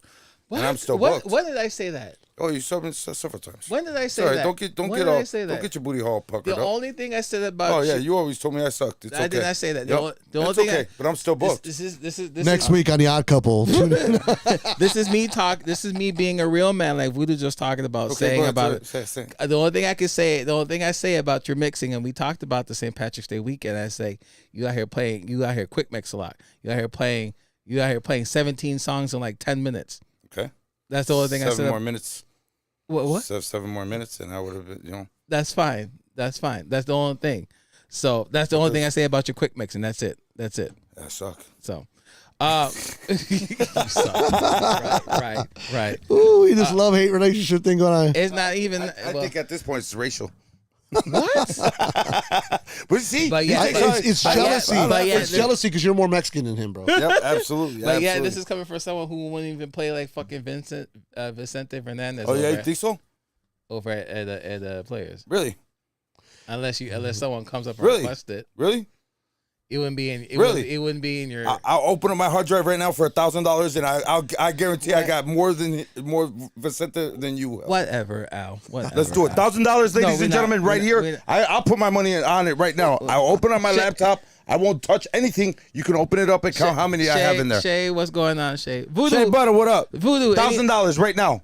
Put your money where your mouth is, bitch. Voodoo. Before we get out of Say here, it. no, I'm see, not. because he's bullshitting. No, I'm he not. knows that I got this shit. Man, I just decide not to play it when I don't have to. Right. Okay. So go fuck yourself. Voodoo. Any last words before we get out of here? No, I said my last piece, and I hope you guys enjoed it, and thank you for having me. Oh, you thank know, you, so, thank you yeah. for coming, man. I knew this was gonna be an awesome show. I knew it right when I asked you. You know, I knew it. I knew who I was. I know who I invite to the show, and everybody that I do invite to the show is a brick in the mortar. Okay. Cool. Whether you think so or not, it doesn't matter.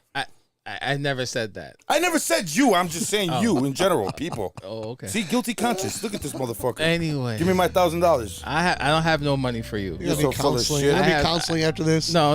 Like de-escalation. We always PTSD. we always talked about having a therapist on the show one day, but no, we dead serious. We always talk about having a therapist on the show, but it never happened. You know how they create. You know it's time for having Nonstop's wife back on the show for our therapy session. Hero. Yeah. You know how Robert Miles made that song "The Children." Children, yes. As the come down. Yeah. That's what you guys need some kind of come down from this, man. Right. No, because after the show we laugh about it. We just laugh about it. It's like Tom and Jerry, bro. Right. You know, Right, and exactly. that's what makes her. You know what? People like drama. They do. I don't get They it. I don't know do. why. They I don't do. know why. It's funny because I get a lot more responses on my negative Right, posts than I do absolutely. my positive Yeah. stuff. Like, have a great day. God bless you guys. Yeah. 1, 2. Crickets. Yeah. Fuck you. I got hit by a car. I got cut off by this guy. The guy pulled out a gun on me, and then my wife left me. Oh, this is 1,000 likes. What? Yeah. Right. What? You didn't get that. Chris Lauer says you need an edible before your show. Nah, dude. Then I'll never talk. But then Sue talking about I have money for Vegas. Anyways, Voodoo, thank you for joining us. Thank you Yes, for thank being you, on the show Voodoo. with us. Seriously, It's been thank you, awesome. bro. Thank you. Thank you for Thank telling you, your stories, Voodoo. bro. This was awesome. Good, This is awesome. good conversation with you.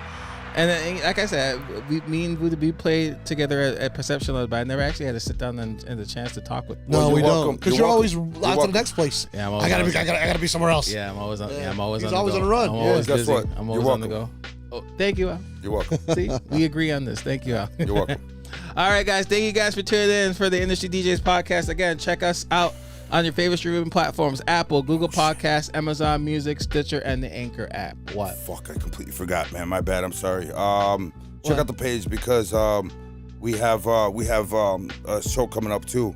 Not only the Cicero House Fest, but The fuck. Aurora Picnic? Yeah, no, not the Aurora Picnic, but God damn it, I gotta look it up right now. Okay. So while I was looking up what he's looking up, don't forget. Don't forget to check us out on your favorite streaming platforms: Apple, Google Podcasts, Amazon Music, Stitcher, and the Anchor app. Follow us on Instagram at the Industry DJs, also on Facebook at the Industry DJs. Next week we have DJ Technique. He's going to be on our show next Monday, so tune in for that. It's going to be a very interesting show. That's another goal. I haven't seen them. I haven't seen them since pandemic. So no, He's been busy. Yeah, I haven't seen him Very, since very pandemic. busy. So it's going to be an interesting show. on having Technique on the show. All right, ladies and gentlemen, real quick, the Disc Jockey Network. Okay? Oh, yeah. And we're sponsored by it, and I completely just with everything I got going on. But they are hosting another free DJ meetup, the 27th of May, from 6 p.m. till 9:30 p.m. Okay, it's sponsored by Das Audio, Shure, Chave, BPM Supreme. They will be also by industry DJs, Pink Noise, and the Marquee Show, along with a bunch of other people. They are giving away 4 Pioneer controllers that night. That's one show you do not want to miss. It's completely free. Again, 4 controllers. All the information is on our page. Definitely check that out. Do not forget the Cicero House Fest. And we got the Aurora Picnic coming up, and a lot of other stuff. House stock. And house stock. And house stock, but house stock is to private people only. No. It's gonna be. You have to hit up Voodoo or hit up the House Stock Facebook page to figure out more information like we'll that. Be there. I hope so. We'll be there. We'll stop by. Yeah, if you're not booked. I think I'm not booked, so I have to look at my. When is it? May 25th, Sunday. Sunday, Memorial Day Sunday. Yep. So no work Monday for most people. And we don't have a show that Monday too. So. Oh yeah, that's right. You canceled it. Anyways, to the words of Peter Ramos, support your local DJ. To the words of Al, do it like this. Stay vigilant, stay safe. We love you. And we'll see you guys. Did you hear about the shooting over there by Entourage? Yes. Already? Yes. They just opened that place. Yes. The old Entourage, there was a shooting there on Saturday already. Wow. Yes. So put the fucking guns down. I drove by there. Yep. Stop. People afraid to take an ass whooping. That's what it is. Bro, I'm telling you, yo,